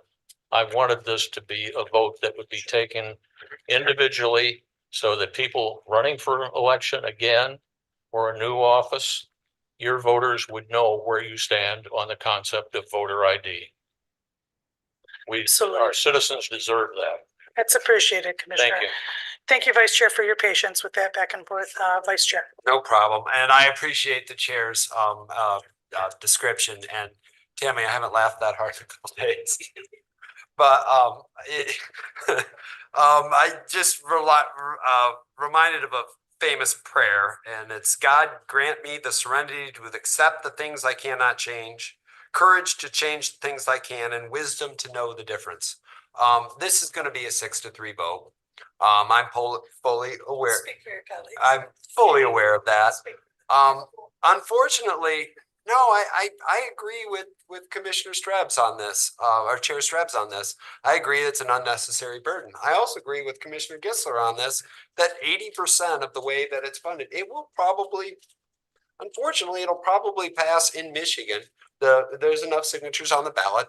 It's polling well, it's messaged well, unless the Democrats put $20 or $30 million in a TV ad campaign. I don't see how it fails. The SAVE Act and the federal legislation will never become law. It's explicitly written in the Constitution. States conduct elections. So anything that the SAVE Act is going to come down, or the only person that believes that is Donald Trump. Nobody know, and no Republican lawyer will tell you that the SAVE Act is going to be passed because it's explicitly written in the Constitution. John Roberts, Comey Barrett, all the rest of the Republican justices will never agree to that. That being said, this ballot initiative will probably pass Michigan, and it'll probably be in the 28 elections. I don't think it's good legislation. I think that we should oppose it. So I'm going to vote no. My Republican colleagues, or I'll vote yes. My Republican colleagues will vote no, and we'll be done with it, and we can move on to the next issue. Thank you. Vice Chair, I would just say, Can I make maybe a comment? just a moment, please, Commissioner. I'll give your colleagues an out. Maybe we could have had a 7-2 vote. Otherwise, to make it give it permission. Otherwise, a couple of other points I just want, and then I'll recognize Commissioner Gissler, and we'll try to move forward. So if the SAVE Act is passed at the federal level, it may ultimately not prevail through the courts, but that process takes time. And we have elections in just a few months from now. And I'm not sure if the courts will intervene within sufficient time to deal with the issue if we see federal legislation passed. And further, I think at the local level, we'll continue to explore what options we need to expand so that people can hopefully have expanded opportunity to get access to documentation for citizenship. I went out and got passports for my entire family. I've never traveled internationally, and I spent those many, many hundreds of dollars so we could have the right to vote. But not everybody has got the opportunity to spend those resources. Commissioner Morales did say Commissioner Gissler would be recognized. Okay, Commissioner Morales. So thank you, Chair. I think outside of this, the bigger issue is that we protect our polling places. We see states like Illinois making sure ICE can't come in and deflect. I think that's the next thing that we need to focus on. Where is our sheriff standing? Where is KDPS standing in these issues and outside municipalities so that we don't have rigged elections? I mean, at the end of the day, we know what side of the table is stealing ballots and crushing, people's ballots nationwide. And it doesn't look like some of this board. So again, I look forward to hearing from, and I hope KDPS and the city of Kalamazoo are watching, what are they going to do to protect constituents? I mean, not just in our general election, but we got ballot issues coming up May 5th. So I don't think one election is more important than the other. We need to be protected in all of them. And so beyond this vote, we are going to see how much our government officials, as far as KDPS and the sheriff's office, care about protecting us while we are voting at the polls. Currently, even if you don't have an ID, you can sign a waiver by bringing, pieces of mail and different things. So I think we'll be good unless, our administration chooses to be rogue in these next couple of months. And I think with that, we need to be prepared for that. All right, with that, yes, Commissioner Toulouse. Yeah, Yes. because I agree with Commissioner Gissler on this brouhaha. That's exactly what it is. I don't know why we're experiencing this. 2026, how many years have we had elections? And now it's a problem. And Pro Tem Hepler, your statistics or whatever, people speed, what percentage of people speed? 80, 90%? People commit murders. In Michigan, the last election, we had 7.2 million voters, and they questioned 15 out of 7.2 million. This whole thing is just ridiculous. It's upsetting, and where this information is coming from, I don't know. But I can't believe that we're in this position we are. It's a sad state. With that, clerk, will you please call a roll? Commissioner Wheeler, Yes. Commissioner DeLue, Yes. Commissioner Gissler, No. Vice Chair Pro Tem Hepler, Commissioner Mazer, Nope. Commissioner Morales, Yes. Commissioner Ray, Yes. Chair Strubs, Yes. Vice Chair Taylor, Yes. 6 yes. That motion carries.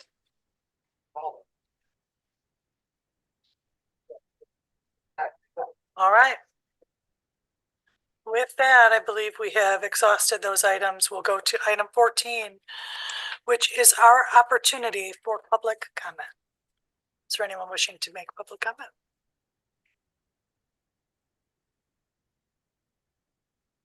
Welcome. Hello again, Commissioners. Reminder, Mariah Bryant. I live in the Edison neighborhood in Kalamazoo. I just want to thank you for passing the resolution before you this evening in support of local democracy. I especially want to thank Chair Strubs for your comments and your personal story. I really appreciate that. Commissioners Gissler and Hepler, I appreciate your comments as well. And I am especially supportive of moving this from the consent agenda to the non-consent agenda, because like you, I want to know where everybody stands on this. And I think your voters in your districts do as well. And I want to know how every vote here tonight happened and what the justification for that was, similar to how I want every vote to count in the state of Michigan in every election, and every registered voter. I want to know that the results of the election are based on as many people voting in those elections as possible. So I really appreciate your comments. Many boards at the county level across the state are refusing to take up this issue because they don't want to get involved. And so I really commend your bravery in doing that this evening. And to Vice Chair Taylor's comments, we will see what shakes out in sort of this bifurcation between state and federal. And I hope to have all of those of you who voted yes, hope to have your support in the upcoming election on this issue. Thank you. Thank you.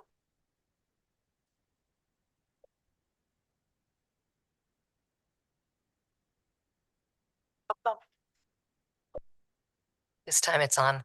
Aideen Clements from the League of Women Voters. Similarly, I just want to say thank you for this vote. And just to note that the League feels that passing a resolution like this raises the issue. Many of us here of voter ID. I grew up in a country where when you went to vote at the station where people from your particular group of streets voted, and there would be a impersonation officer there to see if anyone was impersonating, just somebody who knew you by eyesight. So I am used to that idea, and yet we know that this will, if it ever passes, cause a lot of harm, and we really appreciate this county commission's passing the resolution. Thank you. Thank you.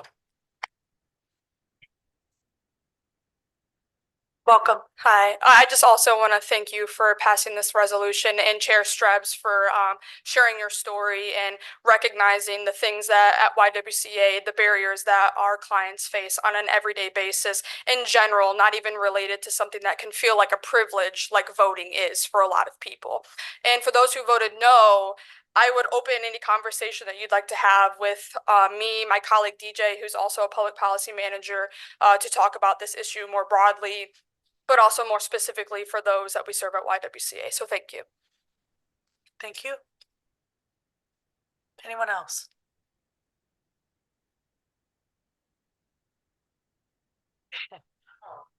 Oh, I thought, yeah.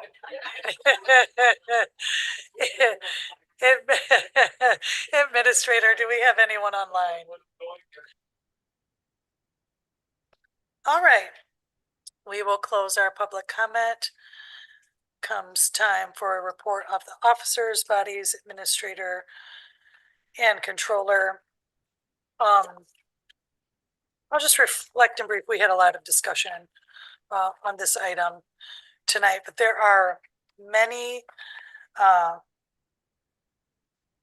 wheels turning in our nation right now and in the world that are extremely distressing. And I've articulated that deep distress previously. The federal administration is undermining our democratic norms. They're threatening the democratic processes, the right to vote, the right to speak, the right to think are all coming under question. And, you know, often vitriol gets slung back and forth and people make accusations to opposing political parties of overreach. But there's just a difference when you watch people actually, you know, being murdered in the streets, and when you watch propaganda to such an extent that the foundations of the society are really placed at risk. And, you know, I just want all of us to remain committed. All of the rhetoric around, you know, how volatile the upcoming elections will be, what enforcement support we'll need from local authorities, or who will have access to the right to the ballot and on, are all, you know, whether they intend to be or not, rhetoric that potentially discourages all of us from thinking there's a point to participating. And there's never been more of a point. Never. Not in my lifetime. And our country has been through some very dark periods before. Unfortunately, this will not be the last of them that we face, but participating meaningfully and fully, not just in election day, but every day, that role of the citizen is one of the most profound roles that we have. So let's just keep fighting for it. Thank you. Vice Chair. Thank you, Chair. We accomplished a lot of great things today. We had a great conversation about police protection and what it looks like in the county in the future. We got our annual report from our treasurer. I must have missed it, but I got it last time and I just found it now, but I will go through it. I promise. The Office of the Drain Commissioner's annual report. I'd like to thank him for that as well. A couple of things that we did today. A couple more employees in our housing department, one more employee in our veteran service office. We're building up the ability to provide those services to the people in Kalamazoo. We passed the bonding, or started the bonding, the public hearing for the bond for the youth sports complex. I'd like to thank Commissioner Wheeler for serving on that and what we're able to do, and the amount of tourist dollars or hotel dollars that will be coming into our community from that. I think it's going to be real and it's going to be substantial. I'd like to give a shout out to two employees that work here at the county. One of them has left, but just the tremendous impact that they've had. Mary Balkema with housing. her ability to secure or help to secure additional funding for the landing place, her ability to constantly look for new ideas to how do we dip into that lower AMI and how do we help more people with the housing dollars that we have, I think it's a true benefit to the community. And another kind of unsung hero that I've mentioned a couple of times is Tyler White. His ability when he came in here and invest our income, we're now making over $5 million that we weren't making before. That's taxpayer dollars that we were leaving on the table that we now have the ability to put into housing, to put into wages for our employees. These are the type of employees that make Kalamazoo County great. And I just want to give a shout out to those two. I know Mary left. And then on a little bit of a lighter note, we have our elevator working, and I am currently working on whipping the votes so that we can put a plaque and we can name that elevator the Zachary Lassiter elevator. So his commitment. But in all seriousness, I want to thank Mr. Lassiter for his passion. As I'm going to say, his passion. But we worked very hard on that, getting that elevator back open. A lot of it because of his passion. So maybe if the county doesn't want to put to a plaque, maybe I'll just put one of those little signs up there for him. With that, I am done. Thank you, Vice Chair. Vice Chair Pro Tem. Thank you, Chair. I agree with what both of you have been saying tonight. In fact, quite frankly, I'm very proud of this board and our administration and the hard work that we do every day to make Kalamazoo a great place to live, work, and play. We aren't always going to agree on everything, and that's a good thing about democracy.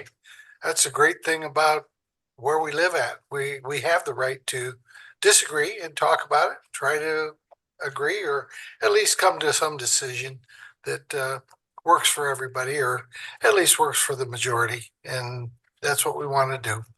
I was at a meeting a couple of weeks ago up in Richland. They're having a lot of controversy over a solar farm that's going up on M89. And there was a lot of people there that were very passionate and very concerned about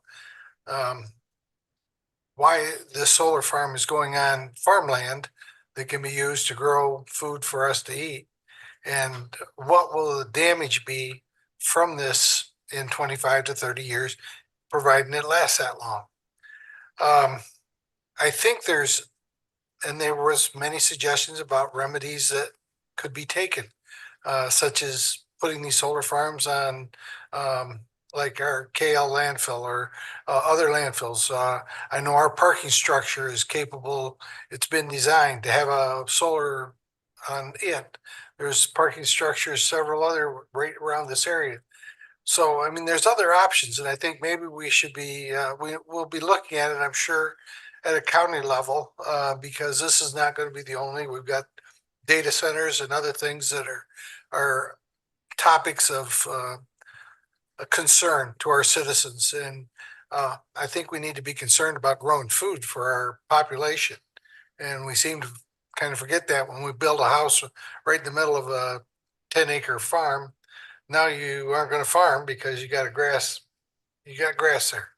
So I think we need to be looking at planning for our future. And that's what I always want to do, is make sure that this is a better place than when I got here. And I agree, we're not going to agree on everything, but I'm hoping that we will have this in mind as we move forward and work with our planning folks and all of our communities, all of our townships and cities and villages throughout Kalamazoo and beyond that, to make Michigan a great place to live, work, and play too. Again, keep in mind of all those folks that have been out during these bad weather storms that we've had, some tornadoes recently. Our emergency management folks have been getting weather radios out.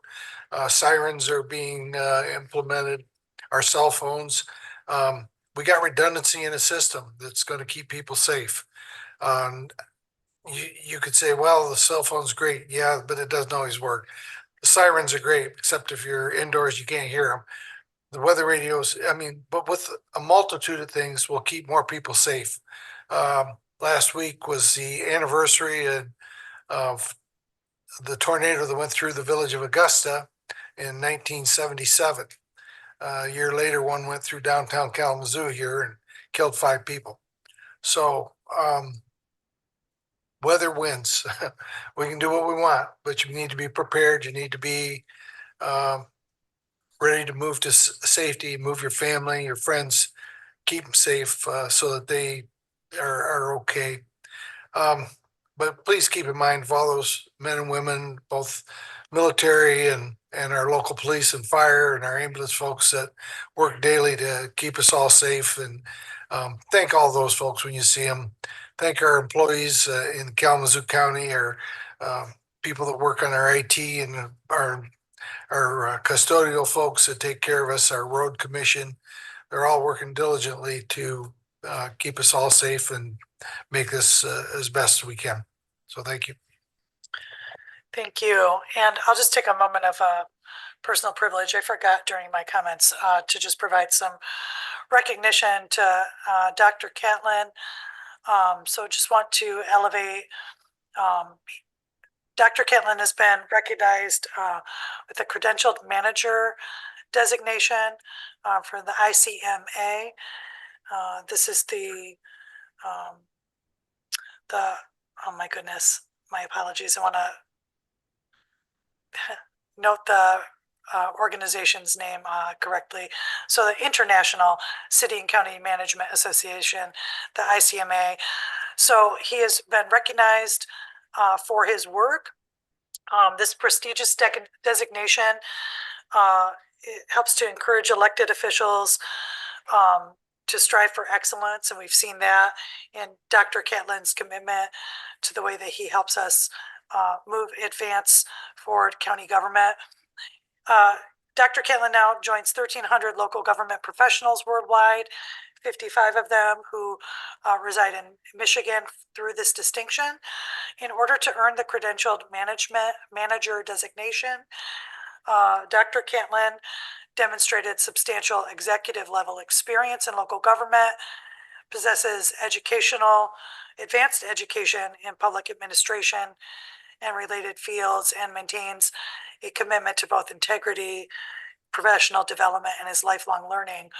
In addition to this designation as well, Dr. Catlin was recognized as a top 10 county administrator in the United States in 2026 by the Government Business Review, recognizing his leadership in strategic governance, fiscal stewardship, and community impact.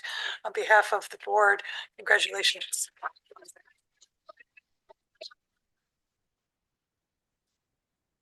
Oh, yes. Thank you. Dr. Catlin, please. Well, it is. I love it though. You know, we do great work. The board obviously demonstrated that tonight through your actions and commitment to stewardship of the county payers' tax dollars. A lot of progress made tonight, and appreciate the recognition, the praise, chair and board. It's very well appreciated. So a lot of items actually to discuss tonight, very important things. And in one particular case, we just need some strategic direction on a particular matter. First, I do want to, sort of harken back to Vice Chair's comments related to Tyler White. One thing that the treasurer is very good at doing is empowering staff. And one individual he's actually empowered is certainly Chief Deputy Treasurer White. He's a joy to work with. Our finance department really gets along with the treasurer's office. There's a lot of synergy there. So we really do appreciate Chief Deputy Treasurer White and Treasurer Whitener as well.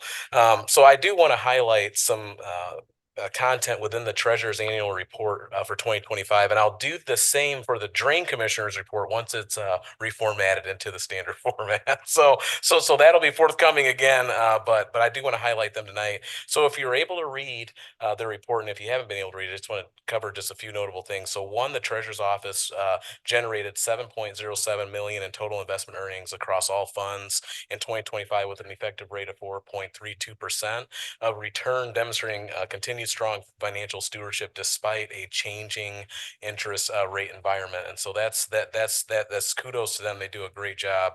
Investment strategy remains aligned and disciplined with public sector best practices, prioritizing the safety of principal, liquidity of operations, and yield optimization. Chief Deputy Treasurer is also an Excel wizard and loves those pivot tables and things. And so he's been able to, I know other staff in the office, been able to continue to innovate, including the development of internal benchmarking tools to ensure competitive investment decisions and the attainment of advanced professional certifications, strengthen that capacity. Foreclosure prevention efforts continue to yield significant results. So 97% of parcels in forfeiture avoided foreclosure through payment and engagement with the Treasurer's Office. Of 140 extension agreements, only 6 resulted in foreclosure. So that's demonstrating the effectiveness of early intervention strategies. And so our hats go off to them too. And so the majority of foreclosed properties were vacant or unsafe structures, reinforcing the efforts are successfully keeping residents in their homes. And so we're proud of the Treasurer's Office. They're doing phenomenal work, and just encourage them to keep up the good work. We have 2 board training and capacity building opportunities that we want to talk about. So we're coordinating 2 targeted training sessions to better equip the board ahead of the budgeting process and key decision points. One is actually scheduled April 20th at 3:30 p.m. and we'll be getting this information out.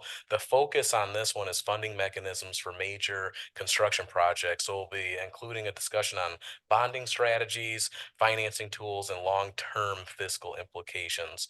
The second one will be in May, and that date is forthcoming. We're trying to finalize the time for that, but it'll be budget management and governance fundamentals. So I know Commissioner DeLue asked for some more training on budget, and so we want to do that ahead of the budget schedule too. It's designed to equip everyone with a working understanding of managing the budget throughout the fiscal year, tools and the frameworks to evaluate budget requests, and then resources to support informed decision making and beyond the annual budget process. So we're excited to bring those to you. So just stick with us. We'll get that May date to you as well, but also we'll send out the April 20th opportunity. That opportunity, if you're not able to attend, will come with some passive training documents. So we'll still send that out. And then alternatively, we can meet with you individually to try to bring you up to speed on some of those major mechanisms for major capital construction projects. Wanted to talk about the parking garage and environmental assessment update. One of the parcels associated with the parking garage required an additional environmental assessment. So luckily Fishbeck was able to work with us to produce a memo, and we're sending that into Waste Management now to see if that'll suffice. If not, we have to engage Fishbeck to avoid delays in the project because of the environmental assessments that are required. So we think we have what we need. Miller Davis is forwarding that up the chain through Waste Management, and we'll keep that on schedule, hopefully. And speaking about the parking garage, the groundbreaking, we have that scheduled this Friday at noon. So we'll be sending out details to the board on that as well. And so that way they can get started. You can already see some of the work has already been taking place over there. We removed the fence so that Miller Davis could come in and start staging their equipment, etc. Parking and construction impact. So this is all related. So obviously the surface parking lot will be reconfigured to support the construction and staging of equipment. And so there will still be surface lot availability. However, it will be significantly reduced. And so we're asking for all of our employees that have parking garage access to begin using that. It is a little bit more convenient sometimes to park right across the street from the buildings, but we're asking that space be available for public and visitor use of the Pratt Justice Center and then this building as well. And then lastly, this is where I need some direction. So just hear me out on this. And so we have our equalization director, Matt Hansen, is retiring in May next month. And he's a joy to work with. We only see him about twice a year in the boardroom, but when we do see him, he's highly specialized, just a great guy to work with. So he's retiring in May. His role is highly specialized and technical. It requires that you take the appropriate certifications to be a level 4 assessor, and there aren't many in the state of Michigan that are even level 4. Our current deputy director is, as you are aware, This position is actually, it's a statutory position, requires board approval for the appointment, but then they report to the administrator's office. And that's delegated authority through the deputy administrator for internal services. The rationale that we have with this request would be to, instead of conducting an actual search, is to appoint or promote rather, the deputy director as the equalization director effective the time of Mr. Hansen's um, uh, retirement from the role rather. So that's our recommendation, is to do that, but it's the Board of Commissioners' prerogative to actually conduct a full search. I'm aware of, in this area, there just aren't many. I talked to the other 9 Southwest Michigan County administrators. A lot of them struggle to hire equalization directors.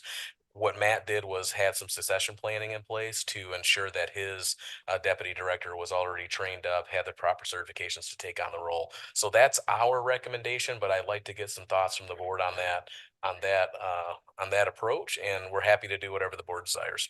And that's all I have for this evening. Thank you. Thank you. I'm in support of that recommendation. Personally, I see Vice Chair and Commissioner Morales, Vice Chair Pro Tem. Yeah, you're not going to find a level 4 that's going to take that position at that salary. They're going to go make a heck of a lot more money on the east side. But that being said, I think if we have a level 4 that can take it over, I think we need to do that as quickly as possible. And Matt will be missed.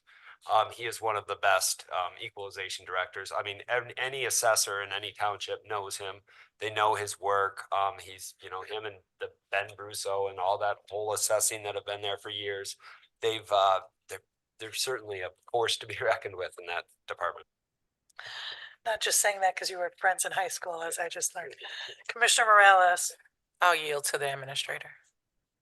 I apologize. I just wanted to just give a final note because Vice Chair, spoke very high, and I know all of us think very highly of Matt. He will still be around. He's not retiring because there's anything. He's retiring because it's time for him to retire and enjoy the other fruits of life. He will be around, and we'll certainly entertain our calls should we need his assistance. I just want to put that point on the record. Thank you. Thank you, Commissioner Morales. Thank you, Chair. So same sentiments as Vice Chair, and I think that's exceptional leadership to make sure that your staff is trained and know everything that you know in case something like this happens. I'm glad that it's internal because that's institutional knowledge that we do not have to retrain or contract him back. He can actually enjoy his retirement. So congratulations to him. Thank you. Vice Chair Pro Tem. Thank you, Chair. I'm hoping that he will start training somebody so that there is some depth in that department. I know it's not that big, but they do a great job. So thank you. All right, so it sounds like we are in consensus support with administrator's recommendation. Just little things on parking because I'm going to forget if I don't just ask you right now. So just 2 things on our surface lot. I don't know if we can follow up with the construction crew. Sometimes people park in the entry to the ground lot here. Can they put some like cones or something to identify? It's just a little unclear that that's like the curb cut to get into the parking. The other is that currently there is utility work that's occurring on Rose Street, and it has blocked off our handicapped parking that's closest to our south entrance. Do you know how long that will continue where folks don't have access to that parking location? Yes, great questions and suggestions. So we'll get with B&G on delineating the curb cuts so that way folks don't park there. We did receive an inquiry actually just the other day regarding the handicap spaces on I guess that'd be the west side of the building. And so, or the east side. East side of the building. Yes. So yes, consumers was supposed to be done with that work by the end of March. They're a little bit delayed. I did see that they've placed all the concrete, that they cut away. And so I would have to imagine sometime by early next week, those spots should be opening back up. Consumers was completing a natural gas project, and that's why they needed to sort of commandeer those spots, so to speak, but they will be making those available once their work is complete. I would hope by early next week it should be complete. Thank you for entertaining that. Commissioner Kistler. Yes, I apologize to everybody, but especially you, Kevin. What did you say about parking? Oh, no, oh, I no, was, no worries. my mind was elsewhere. Oh, no worries. Yeah, so Chair asked about the handicap spaces that are available on the east So side far, I of the don't building. qualify for that. So those will be available. We're hoping by early next week. Consumers looks like they're finishing up their project, their natural gas project. So we hope early next week or sooner they should be available. Well, didn't you say something else about we're getting booted out of the city ramp?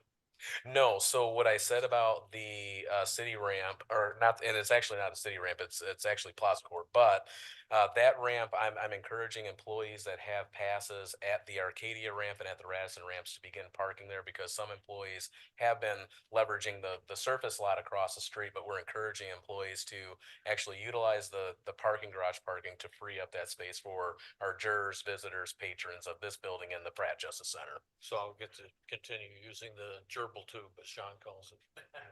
Skywalk. Skywalk. Thank you. Oh, I'm sorry, I'm gonna ask one more question now on parking.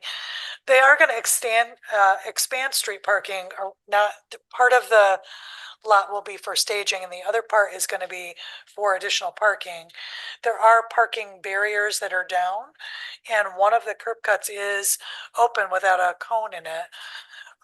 So just, maybe there'll be follow-up or communication out to employees about when that becomes available to them. All right, thank you. All right, anyone burning desire to start? Commissioner DeLu, so it's not past bedtime too far. Go ahead. Good place to start. I don't have much, and I just want to thank board leadership as usual and the administration. I appreciate the budget learning sessions you have coming up. I requested that and you did it, and I appreciate it. Thank you. Thank you, Commissioner Gisler. Thank you, Chair. I have to add that I really appreciated your comments, even though I disagreed with the end result. But I didn't know that about you. That was heartfelt stuff, and I feel for you. Thank you for being the person you are. And I want to also salute Matt Hansen. He was terribly good for me to work with. I love to get his 10-year look at how things had changed by township. And when I take those into the township meetings, oh, they go gaga over it. They say, oh, wow, this is great stuff. Well, all I did was ask Matt for some copies and take them in. He's a super guy. I'm hopeful that the succession planning works and that we get somebody just as good. And I also hope that we get training whoever his replacement is likely to be in 5, 10, however many years. I have just a few things. One, following up with you, Jeff, you talked about solar installations over on M89 at, I think it was at a supervisor's meeting, maybe it was somewhere else. The supervisor of Prairie Ron Township, which is now your turf. Oh, in fact, you should probably say that.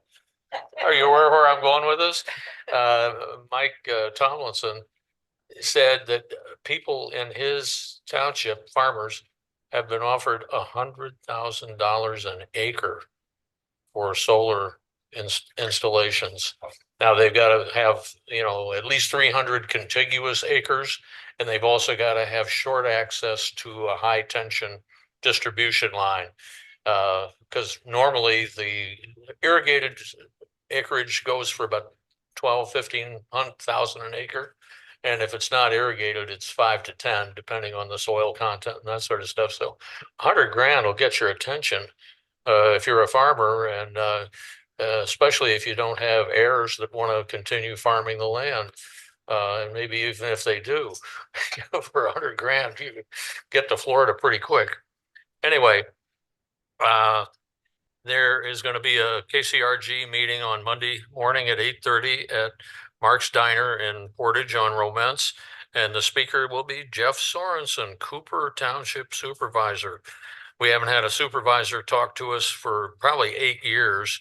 And Jeff's one of the longer serving supervisors now. And so I'm sure there'll be a lot of people in our group that'll want to know what's going on with a supervisor, what's their day like. And Jeff is certainly qualified to fill us in. There's a couple of training issues or opportunities coming up. The 15th of April at the Expo Center, there'll be another duplicate meeting of the one that was held on April 1st out in Ashtemo. And it's for elected / appointed officials of some sort. It's local training having to do with Office of Emergency Management. Brandy was there, and she was great. And the guy who made the presentation is getting ready to retire from the Office of Emergency Management, I think in 2 months for the Michigan State Police. And he forgot more than anybody else in the room added together will know about that sort of thing. He's very good. Don't miss it if you can. If you're an elected or appointed official, please plan on taking that in. It was most rewarding. It'll be at, like I said, at the Expo Center. It'll start at 3 and it'll probably run till 5 because he tried to do it in an hour and a half and it just didn't work. And lastly, there'll be a Skywarn training session by the National Weather Service. And I'm sure Brandy and Casey will be involved in that. And that's on the 18th of April out at the Red Cross facility on the west side of 131. This is the thing we talked about this very preliminarily because nobody knew much about it, but they want to have people in Kalamazoo County.